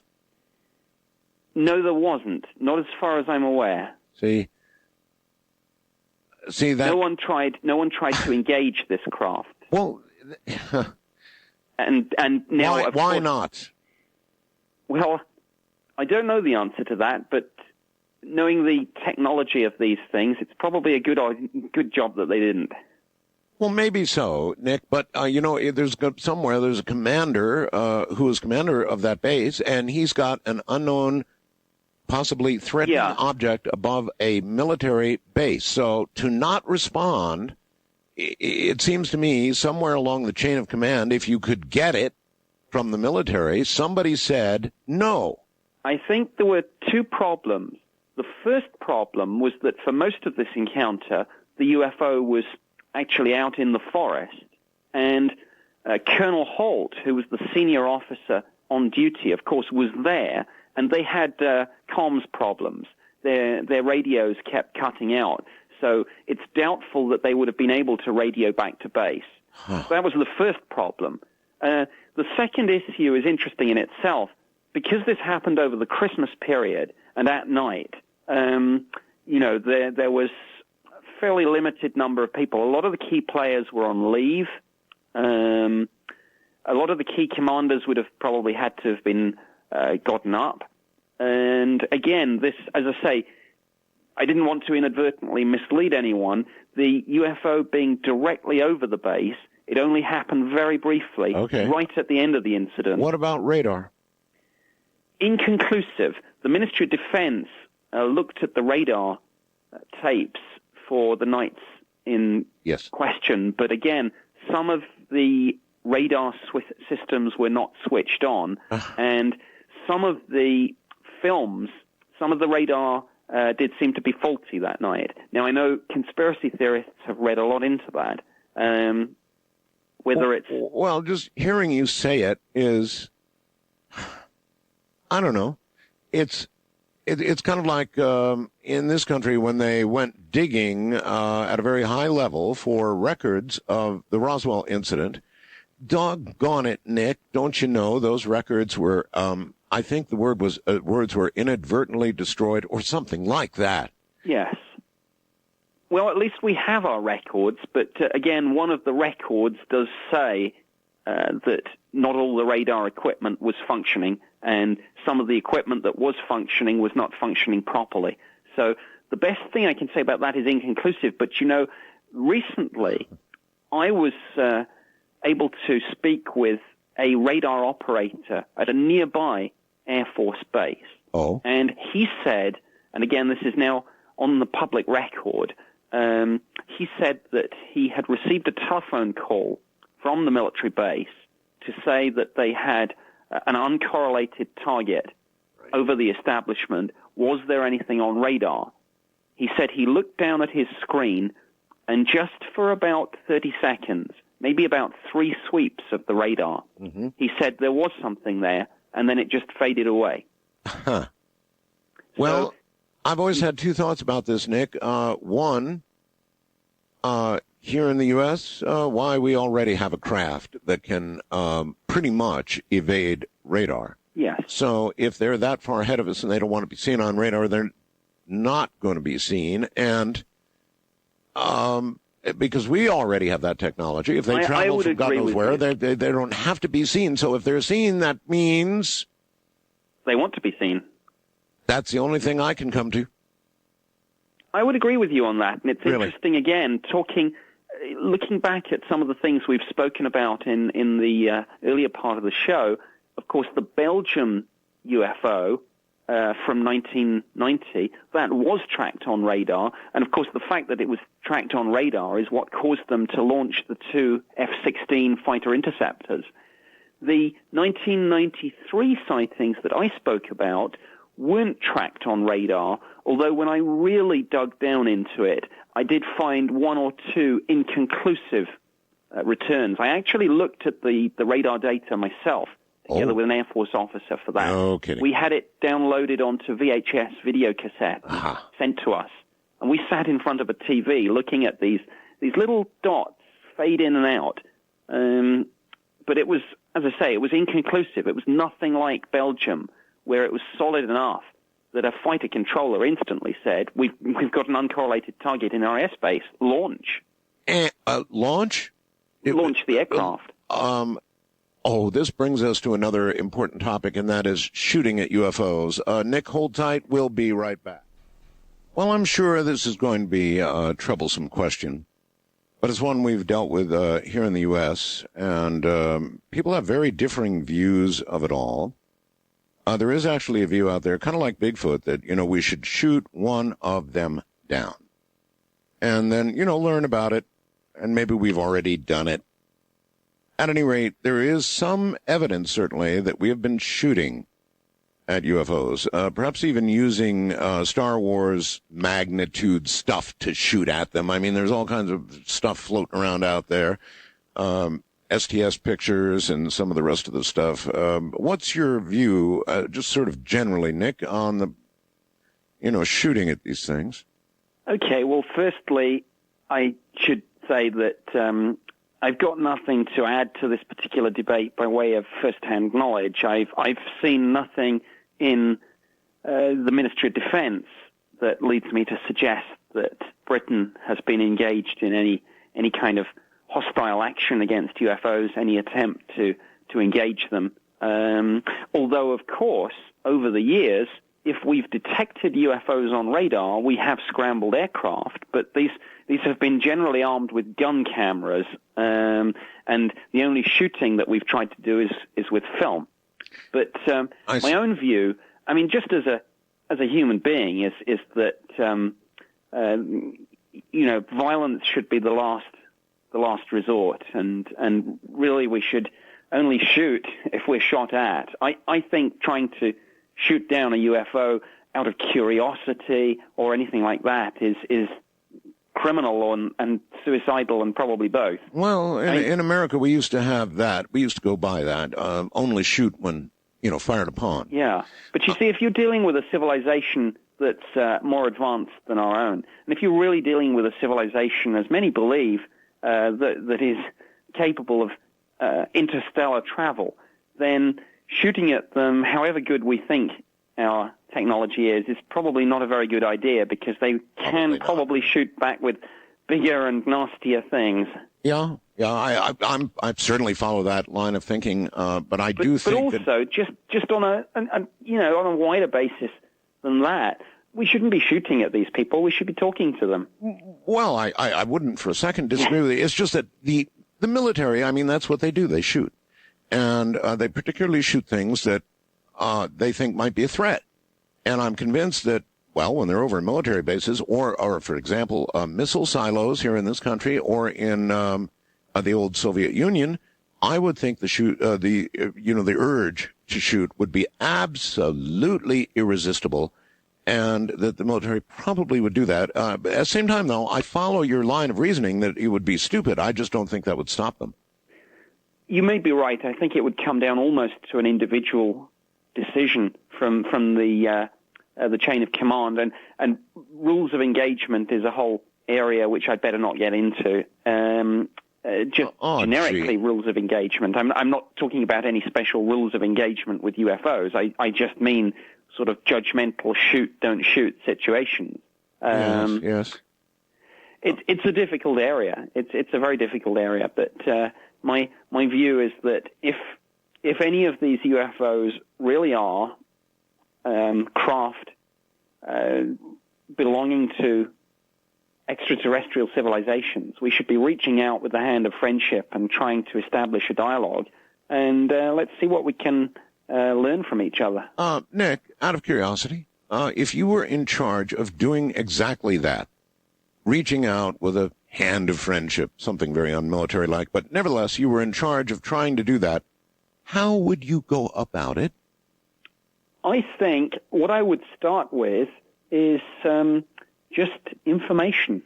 There was an article, and I'm afraid it escapes my memory, pardon me, who it was, but somebody wrote an article, I believe in Scientific American some years ago, suggesting that SETI, if SETI detects signals from extraterrestrial civilizations, because of the light speed problem, the radio signals won't go any faster.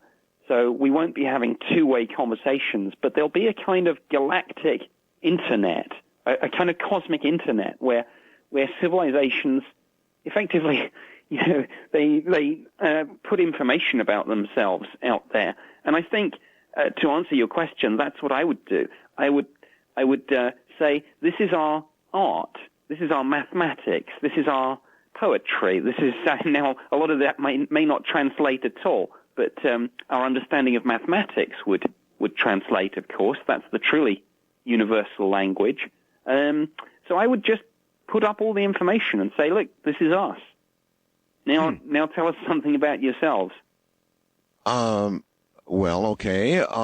If this will drag you off point a little bit, but if intergalactic civilization were monitoring us, and we have every reason to believe that they probably are. That's what these craft are all about, is some sort of monitoring.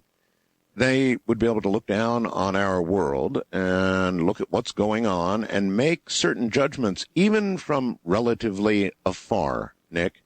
Yeah. They could come to some conclusions. And, not all of them would necessarily have favorable results for us. They wouldn't. I think Stanton Friedman characterized us as a primitive civilization whose primary activity is tribal warfare. We do seem to have a lot of that, I think that stands quote.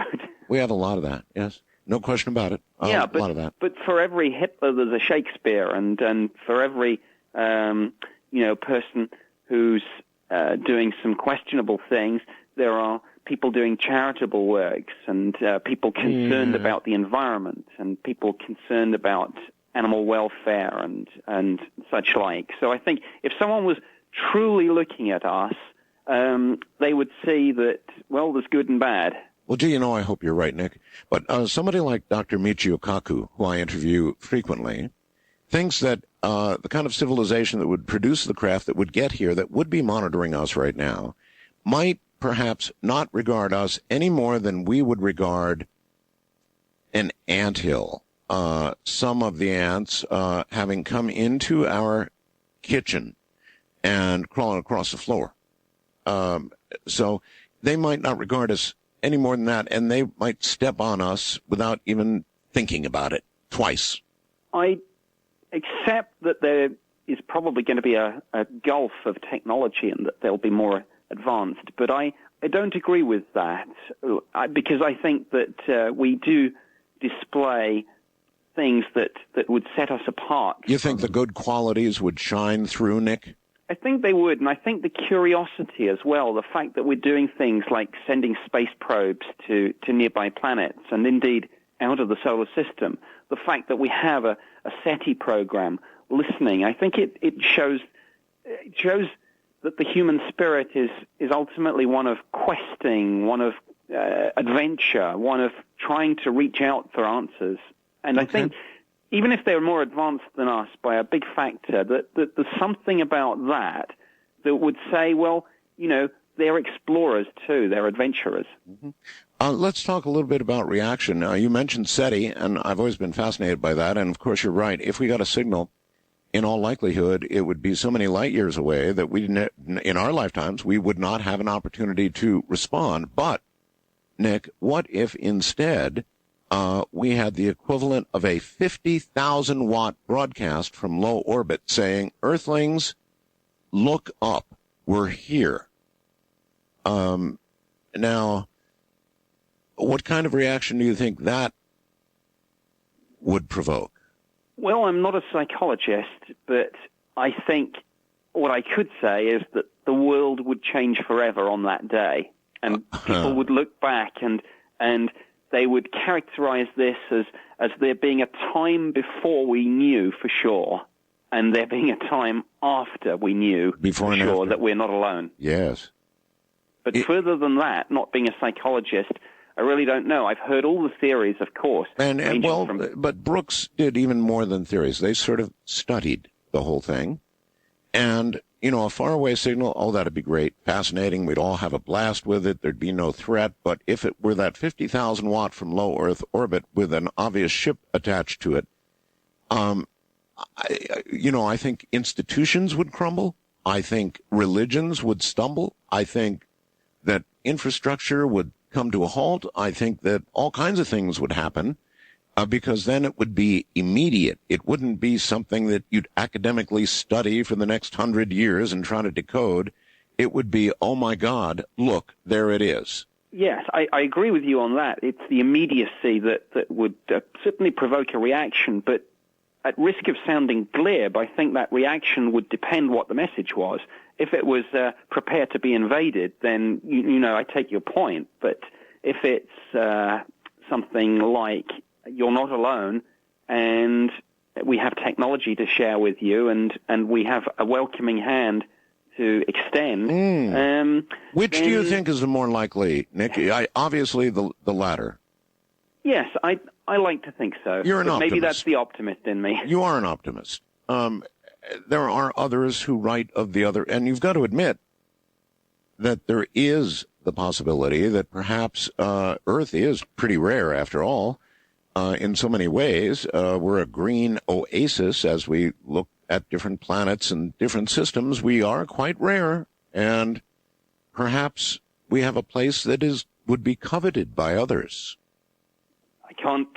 I can't dispute that. It's a possibility, and of course, if we were judging by our own pretty dire record, instances of contact between technologically advanced and less technologically advanced civilizations have not played out very well for the underdog. Not historically. Not historically. Planet Earth. Yeah. So we're back to optimism. Let's hope they're better than we are. Morally. Well, yes, let's hope. At any rate, eventually you left this official project, and the obvious question is why? I'd just come to the end of my tour of duty. There was nothing unusual. I'd just served 3 years, and actually at the end of it I was promoted. Oh, really? But I would have been moved on a level transfer anyway. Was that for saying something like, well, whatever these are, they're not a threat to national security? I couldn't possibly comment. Sorry. Oh, wait a minute. Your answer was, I couldn't possibly comment on that? No, I'm joking. Good. There was nothing untoward or sinister. It's just the regular cycle of postings that you get in government all the time. A lot of people in the audience would certainly like to know that during your tour of duty doing this, was there ever an instance where somebody in greater authority than yourself said, don't report that? Don't. No, there wasn't. There never was. No. Nor even subtle pressure. Like, do you like your job? Well, there were some comments along the lines of, I think you've probably spent as much time on that investigation as really productive. But I don't read that before you react. I don't read that as anything other than effectively good line management. Just saying, look, there comes a point in any UFO investigation where if you're not going to crack it, you're not going to crack it. There are other things. It wasn't at all sinister. Okay. Of course, there'd be no way of knowing whether that person who had just made that comment to you, which is sort of a suggestion, might have known that you were about to stumble into something gigantic. Yes, I mean, I can't prove that, but I suspect that had that been the case, I wouldn't have been allowed to start the investigation at all, because you never know in an investigation when you are going to stumble across the solution. And I was never really obstructed in any way. It just that you were aware. I had other things to be doing, and resources were limited. Well, you said you got a promotion when you left. Yes. Did you issue an official conclusion? No. Effectively, the conclusions were almost done on a case-by-case basis. In other words, they were either explained as whatever it was that we tracked down that in all probability had been seen, or they were unexplained. And now, of course, I took my job as being to try and have as few unexplained as possible. If I was doing a good investigation, I figured I should be able to get a solution to most of these UFO sightings. Yes. But of course, I began to realize, and my conclusion, although it wasn't an official one at the end of the project, was that there are always going to be ones that we can't explain, and there is some intriguing evidence that some of these UFOs really are craft. They're displaying speeds and maneuvers way ahead of anything that we've got. Nick, that's wonderful. Yeah. If you had actually given that to them as an official sort of wrap-up explanation, do you think you would have been promoted? I don't know. Because that wouldn't quite have been the party line. Although, to be fair, the party line, which you can read on the Ministry of Defense website, is that the department is open-minded about the possibilities. Well, that's not bad. It's an encouraging statement. It is. The official statement also says we are aware of no evidence that would support an extraterrestrial conclusion. The way I characterize it personally now is there is some evidence, but there isn't proof. And I think that's a subtle distinction which is often not made. Yes, quite right. So and I think we've been talking about some of the things that I would constitute as evidence, sightings by trained observers, radiation readings. Well, yes. See, it's so compelling that I wonder why it didn't force some kind of conclusion statement on your part that, oh, God, I don't know, hinted at something so gigantic, Nick. How could you avoid making such a statement? Yeah, well, we didn't really do end-of-tour reports. Just like you didn't have a name. Yeah, exactly. It's maybe we should have done, but we never did. It was not the process. You just simply, I took over from someone who'd been doing that job, and I handed over to someone who carried on doing that job. Oh, is there any body of stories to be had about your predecessor or he who followed you? Not really. Very few of them have spoken out in public. One of my predecessors, in fact, the head of the division, was a man called Ralph Noyce, and he went on after his retirement from government service to take a great interest in UFOs, crop circles, and psychic matters. Well, you certainly have spoken out. Were you concerned when you began speaking publicly, as you are tonight, about all of this, that maybe there'd be repercussions? Well, I did wonder whether it would affect my career. But I think looking back over the years, and again, I've written about this quite widely, but looking back, even right at the heart of the British establishment, there's been almost a skeptic versus believer debate raging for many years about the UFO phenomenon. And many senior figures in Britain, great figures like Lord Mountbatten, Earl Mountbatten, Lord Dowding, great establishment heroes, have spoken out as to their belief in an extraterrestrial reality. All right. It's just the nature of the connection with Great Britain. Now, beyond that, obviously, don't call and say, Nick, my Uncle Fred saw a light back in Ohio somewhere. Can you tell me what it was? Because obviously, he's not going to be able to. Here we have the man who ran the equivalent of Project Blue Book in Britain. So if you have something to ask about his career or about what he's encountered or, something that would make sense to ask Nick, then please bring it on. We just gave the numbers, the portals to get in and be part of all this. It should be a very interesting hour. It all depends on the nature of your questions coming up. Once again, Nick Pope, and just before we go to the phones, Nick, I want to ask something. Most of our world is water, not land, right?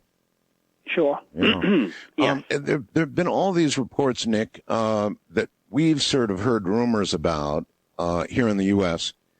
about these fast walkers, these things that are tracked by, national security agencies, whether it be from the ground or satellite, that actually they've seen many of these things traversing the atmosphere at like 25,000 miles an hour, the higher atmosphere. And I wonder what you've got from Britain on that sort of thing. Have you looked into any of that?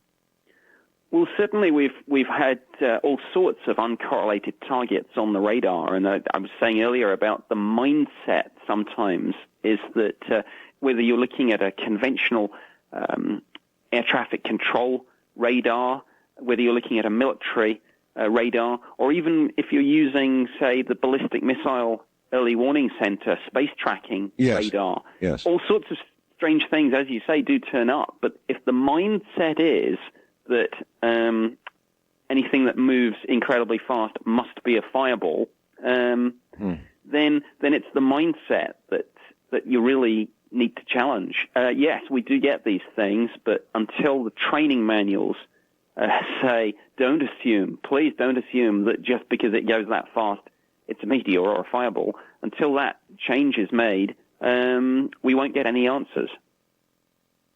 Huh. All right, let's go to the phones. First-time caller line. You're on the air with Nick Pope. Hi. Good evening, gentlemen. This is Carmen near Cleveland in the great state of Ohio. Yes, sir. Mr. Pope, pardon me for being particularly inquisitive. It's a rare stage to ask a person of such stature in the establishment with questions in the search for truth and clarity. But I make a couple assumptions here. I assume there are aspects of your distinguished career that, or your previous career, that you're not privy to freely discuss with the public. I sort of asked him that. He said, well, Nick? Yeah, that's entirely correct, yes. Oh. There are various things that I can't go into. And but there's nothing that's going to turn anything that I've said on its head. Correct. There's no implication through that. I assume you were never briefed at any time during your tenure about the existence or even the possibility of the intelligence outside of our Earth through physical or tangible or communicative evidence? No, I never had a briefing that said, we know these things are real. I never was shown any artifact and was told this came from a craft. Now, I did have a briefing where certainly some people in the defense intelligence staff spoke quite openly about the possibilities of these things being extraterrestrial, but they didn't, that briefing was not given from a point of view of we know, but it was more a speculative look, what else could it be with some of these things? Well, you said there was somebody in your position previous to yourself, right?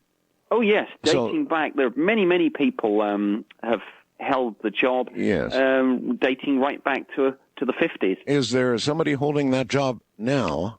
There is, but the slightly, depending on your view, disheartening thing is that we have been a victim of our own openness, if I can say it that way. You I mentioned earlier our Freedom of Information Act, yes, which only came fully into force just over a year ago. Mm-hmm. Now, it won't surprise you to learn that in terms of the requests made under the Freedom of Information Act to the Ministry of Defense, requests for information about UFOs are right up there in about the top three, alongside things like the Iraq War and various other situations. How about answers? I mean, what kind of answers are people getting? People are getting documents. There has been a steady program of official disclosure, both at our National Archives and indeed online at the Ministry of Defence's website, and an increasing number of UFO documents are now steadily being published. All right, well, when these documents are requested here in America, we get an awful lot of redaction. The big black stuff. Yes. You get that over there? The same rules apply, yes. Information can be redacted, but so far, the documents that have been released have pretty much been released in full. The decision seems to be either release or don't release. The sorts of things that are redacted are generally only the names of officials and indeed the names of the witnesses. Oh, we get a lot more than that redacted. Oh, yes, I've seen the sorts of documents that, again, researchers like Stan Friedman show around from the NSA. But generally speaking, there's a limited, very, very limited redaction in the British documents. But going back to the original question, what this has meant is that the section that is involved in the UFO phenomenon is now having to devote virtually all of its time to dealing with these FOI requests. And I do not believe that they are really even in the business of research and investigation of the phenomenon anymore. Well, maybe the staff needed to answer these requests will grow larger than the staff looking into the problem. I think that may well be the case, yes. Wildcard line, you're on the air with Nick Pope. Morning, gentlemen. Morning. Yes, this is Bob from Sherman Oaks, California, and I've been researching UFO phenomena for over 25 years. And a case I was going to tell you about, I'm actually a strong supporter in the government keeping UFO phenomena away from the general public, classifying it, because... Because after what I've seen, it would turn our civilization upside down. Well, why don't you enlarge on that a little bit then? What do you mean it would turn civilization upside down? What have you seen? Number one, I've worked with people in the investigative community, and I've investigated this information on UFO phenomena for about 25 years, like I said. Yeah, you said that already. And what have you seen that would turn civilization upside down? The general population, the military, they have a lot of good thinkers, and the general population couldn't have the beginning ability to investigate the phenomena of what's going on. What the surveillance we're under with these, you call them ETs or whatever, what have you, what's going on is beyond our comprehension in a lot of scientific areas.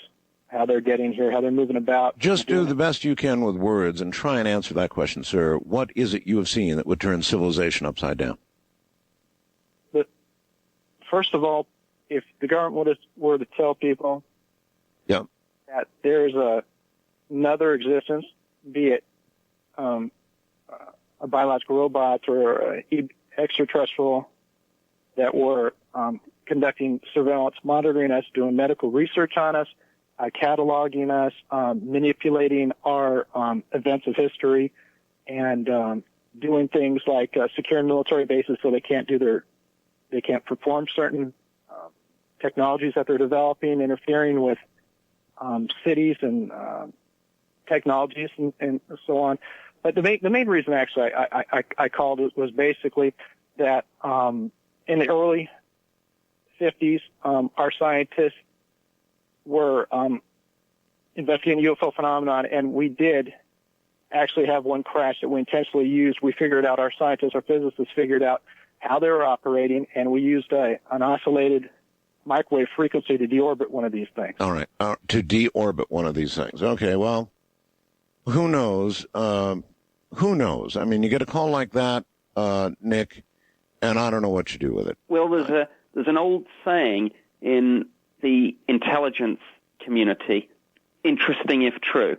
I think that's how I'd characterize that call. I can't evaluate. I can't either. But, you know, the first part of what he was saying was kind of interesting, and that was that, you know, there could be knowledge out there that simply couldn't be given to the general public. And if it was given to the general public, it would have such a horrible impact on all of our social structures that, you know, as he said, if we were being examined medically and sort of dissected every now and then and watched, we just couldn't. Yes. I guess I'd agree with that. All I'd say is that I don't really have any information that would support that hypothesis. I mean, I agreed with what your caller said about there being some great thinkers in the military, but there are great thinkers in all sorts of other fields too, and I think it's arrogant to assume that only the military would have a take on this. I think the civilian scientific community would be able to contribute. And, you know, I come back to the point, I think if we had some of these technologies and had figured out how to use them, yes. I don't know why we'd be doing space shuttles and rockets anymore at all. Nor do I. East of the Rockies, you're on the air with Nick Pope in Great Britain. Hello? Hello? Yes. Yeah, hi, Art. You're going to have to yell at us. You're not very loud. Okay. Art, Nick, thank you very much for taking my call. Nick, I have a question to ask you about that large triangular craft you saw. Yeah. The one I saw was up in Franconia Notch, up in New Hampshire, back in 1994 in October. I was up there looking at the Milky Way. You can actually read a book up in Franconia Notch by the Milky Way. That's how bright it is. The stars are at night.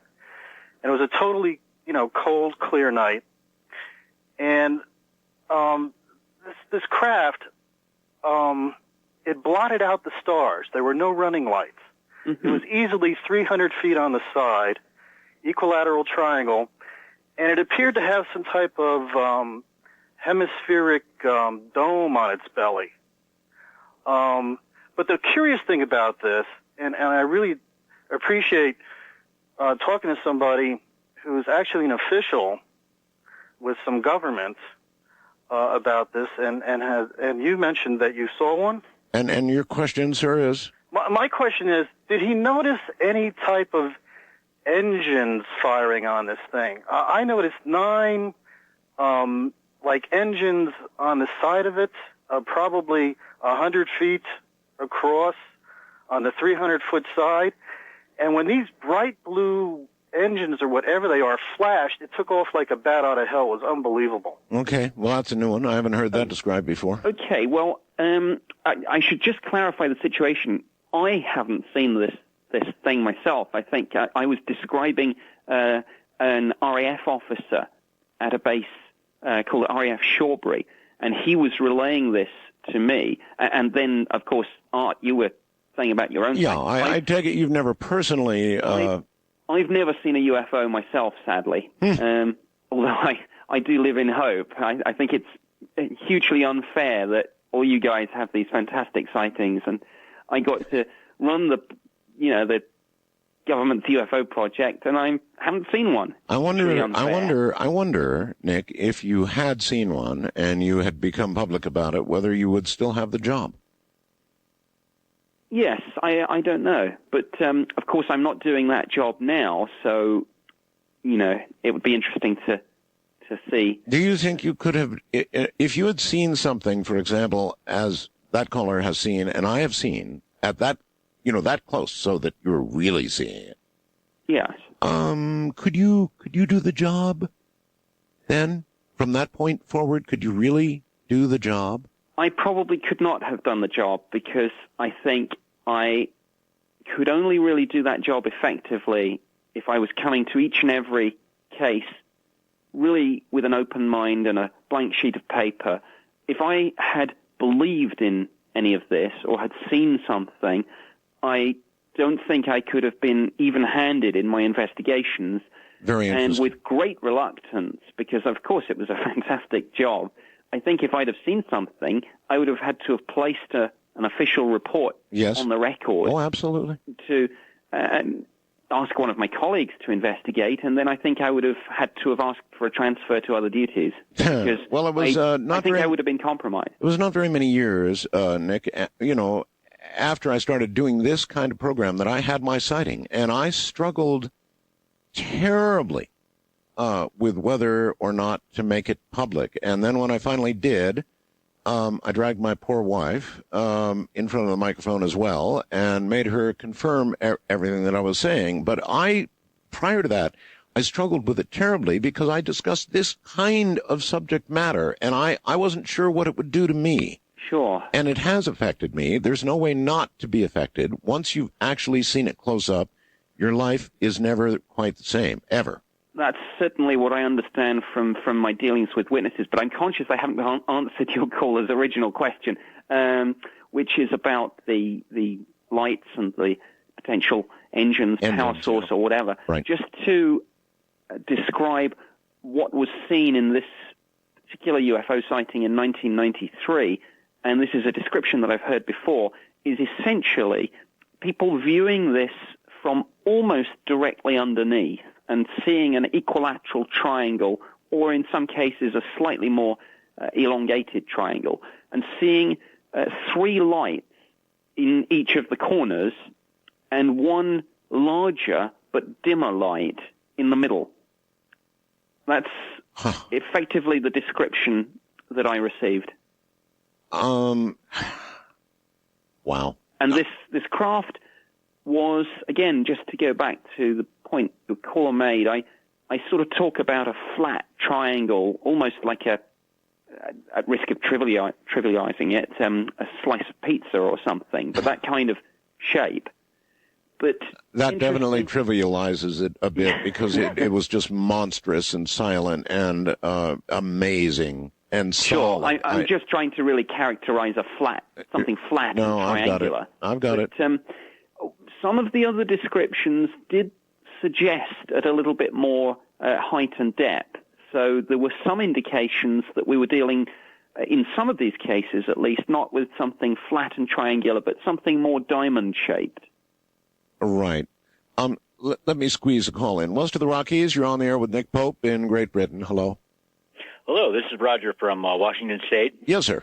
And 2 years ago, I think it was about 2 years ago, and I can't remember whether it was a magazine article. It seems to me that it was actually a newspaper article. I read that Israel was developing a craft with a light alloy exostructure, which would be filled with a helium or a lighter than air gas, and it would be parked in a geosynchronous orbit, suborbit, above their country. And I was wondering if Nick had maybe heard anything about anything like that. I'm afraid the very short answer to that is I haven't. I know that I know that I saw this article, and have you ever heard anything like that, Art? No, and it was going to be parked where? It would be the structure would be filled with this gas, and so that it would be lighter than, basically not lighter than air, but it would be easy to elevate up to a suborbit. You know, tomorrow night's going to be really interesting. James McCanney's going to be here. He's a physicist, and he's had decades in promoting, among other things, and we're going to talk many things, his view of what comets are, not the dirty snowballs that NASA has been always saying they thought they were, knew they were, really. And now Project Stardust is done. We have obtained material from a comet tail. We have it back. We've analyzed it. And so it's going to be a hell of a night to have McCanney on the air, and that'll be tomorrow night. Tonight, Nick Pope and in Great Britain. And Nick, welcome back. Hello, yeah. The caller, you're also back. I cut you off. So anything else? Well, no, but I've always thought that would be a logical type of craft to develop. Something with a lighter than air gas in it. And I can't remember if it was an article, but I've always watched for some follow up on that article, and I've never seen anything. No, I must admit I haven't either. And so, Nick, he's right in a way. I don't know that it would go to the kind of altitudes he was talking about, geosynchronous, but certainly some kind of, we didn't really abandon the whole project after the Hindenburg, right? No, that's correct. And certainly I've seen some more generic material about airship technology and such like, but I guess a bit of Googling may well be the answer to this one. There you have it. International line. Good morning. You're on the air with Nick Pope. Good morning. Hi, gentlemen. Yes. It's a pleasure to be on your show, Art. I've been a long-time listener, first-time caller from Winnipeg, Canada. Yes, sir. Listening on the superstation, CJOB, and we're glad to have it. Just a question for your guest. Basically, I'm like Art has mentioned, I've spotted a couple UFOs up here in Canada. I spent a good deal of time up north, and I saw a documentary a number of months ago for the second or third time on orbs, that you have tremendous amount of crop circles over in the UK, and there was a number of amateur, I would imagine them to be amateur photographers up on a hillside. They had a beautiful view of the valley and this huge cornfield, I guess it was, perhaps. I'll bet Nick has seen the video, haven't you, Nick? I'll bet she has. Now, is this, there are two videos that people often mention. One is where you actually see a formation appear, and I think most of the reports that I've heard suggest that is a fake. But the one, do you mean the one with the little ball of light moving quite fast and very low through the fields and then coming close to a tractor? Is that the one? That is the one I had in mind. That's the one. Yes. Now, that is an intriguing piece of film footage, not least because I believe that Colin Andrews subsequently tracked down the driver of the tractor, who quite independently from the people taking the film was able to corroborate the story. Oh, that's interesting. I'm virtually certain that's something that Colin Andrews has published. Yes, that is an extremely intriguing piece of film footage. I've seen it. Of course, it was never sent to me at the Ministry of Defense. I can't recall quite when it was taken, so it's not a piece of footage that I was able to get any experts to look at, analyze, Nick, maybe I should ask you, did your agency, your no-named agency, investigate crop circles, mutilations, that kind of thing? We had a watching brief, certainly on crop circles. I think the best way I can answer your question is to say that certainly, in my experience, it was impossible to run a UFO project without finding yourself on the receiving end of any reports that don't really kind of fit the pattern.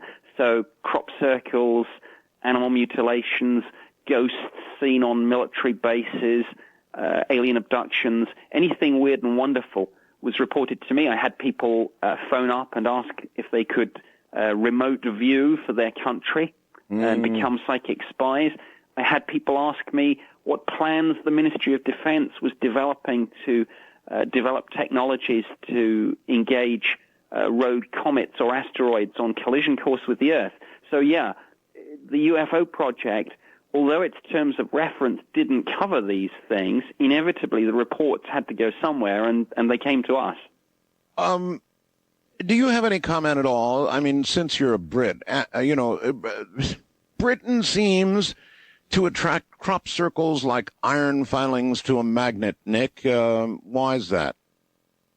Well, I'm going to say something which probably won't be too popular with some of your listeners, but I think that most, if not all, of the complex patterns, I believe, are probably made by people. No, that's all right. But I think that there is a genuine phenomenon in terms of the very simple circles, and that, it hasn't gone away. It's just that it's not being reported when there are all these much more newsworthy crop circles which make much better pictures in the newspapers. And I think the answer there, frankly, is likely to be some form of meteorological phenomenon. But I don't buy into the theory that these are being caused by UFOs, either landing in some way and swirling these patterns or creating them with some sort of directed energy weapon. I just haven't seen anything that would support that hypothesis. Well, maybe you could explain to us how these intricate, amazing formations get done over acres and acres and acres of land without people getting caught and that sort of thing. We all wonder about that. I think the first point is to stress that although people have this image of Doug and Dave as being the kind of archetypal crop circle hoaxers, I think that firstly the answer is there are much larger teams of people out, so there's just more or less work for the individuals to do, and everyone has their little piece to do. The other answer to your question, and I'm going to have to choose my words extremely carefully here for legal reasons and not mention any names, is that, of course, some farmers might find it quite lucrative to have a pattern on their crop. No. Because the value of the lost and trampled corn pales into insignificance when you add up the fact that once word gets around, as long as you put a couple of people at the gate and take £1 a time for someone to come in and look, over the course of a long summer's weekend, certain farmers could stand to make several £1,000s because the interest, of course, is that big. So, again, choosing my words carefully, the issue about not being discovered and things like that, well, they might have some inside help or even inside sponsorship to produce these patterns. Well, I mean, you've certainly seen them. Some of them are gigantic, complex beyond all reason for a bunch of kids with boards or whatever. Well, I think it's more sophisticated than that. It must be. I suspect people are doing computer programs. I suspect there are artists and designers engaged on this. Let's say that I buy all of that.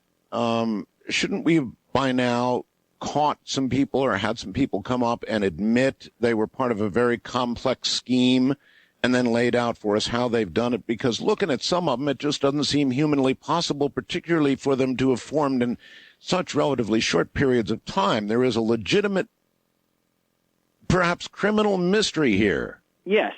Two answers to your question. Firstly, at least one person has been caught making crop circles and was actually charged and convicted of criminal damage.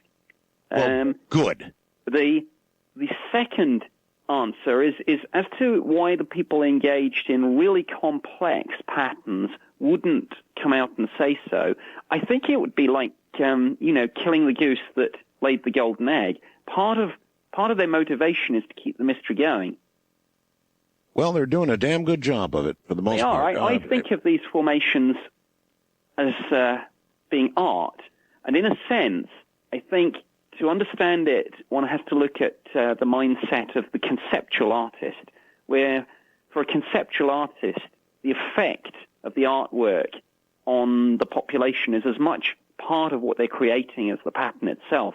And part of the conceptual art is, I think, getting these things in the papers, getting them discussed at news conferences, UFO conferences, and wherever. Now, I know there's a very deep-held belief in the minds of many people that there's more to it than that. And I know I'll have just upset a big bunch of people, and I apologize for that. But, no, it's quite all right. I can't not tell you what I think, and that's what I think.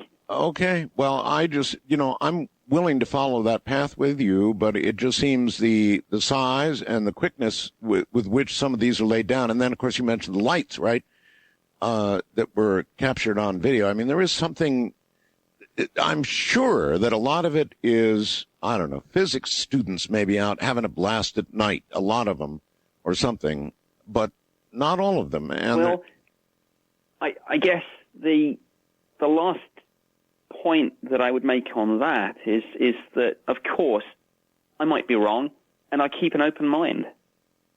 Well, again, they're doing a good job. First-time caller line, you're on the air with Nick Pope. Good morning. Good morning, gentlemen. I'm interested to know what information you can share with us of Mr. Bell's audience about UFOs in regard to either war games or other sites of battle, say in the Falkland Islands or in the Middle East or wherever. And I'll be glad to take your comments off the air. Okay. War gaming. Has there been any interference or any observation made at war games? Not as well, no. Hang on. Let me correct that. Yes. Of course, there's been a long history of close association between UFO sightings and military bases. In terms of military exercises, yes, I guess the story of Operation Mainbrace in the 50s is fairly well known, that UFOs were detected in a big NATO exercise. And I'm aware of a case more recently involving a British Navy ship, HMS Manchester, which was again on a NATO exercise up, I think, with the Norwegians and some other nations on what's called a JMC, a Joint Maritime Course, the regular naval exercise that NATO does. And again, there were sightings of UFOs there. As to any interference, I'm not aware of that. And as for an actual war zone, of course, I've seen reports in the literature, but I haven't seen any official reports relating to Iraq or the Falklands or anything like that. I mean, I guess the point I would make is, of course, there are an awful lot of things flying around, everything from aircraft to missiles, AAA. So there's a lot of things in the sky anyway.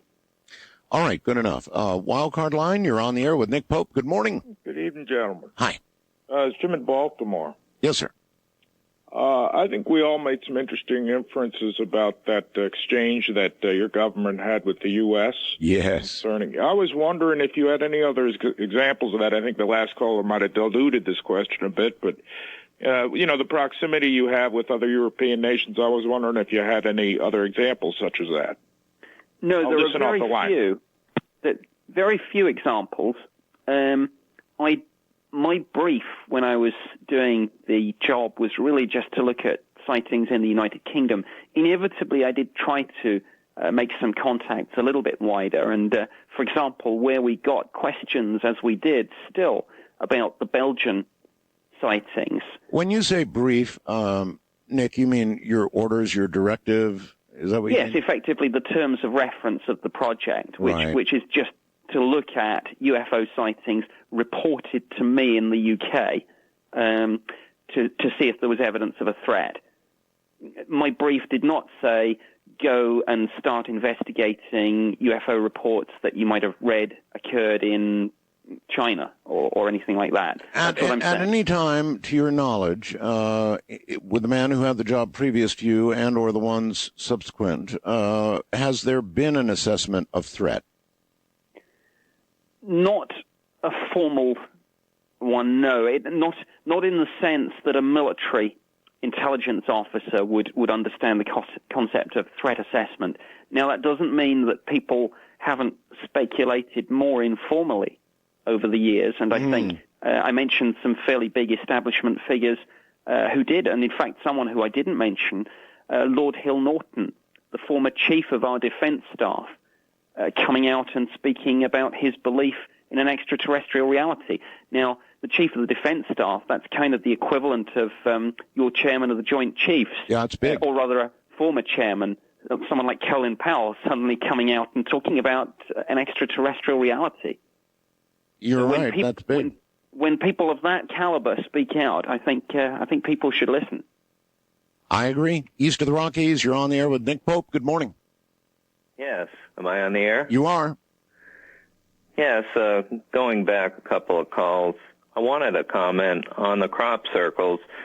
I think you perceive a substance to them, Art, because, say, the Tibetans, they make very intricate, they call them mandala symbols.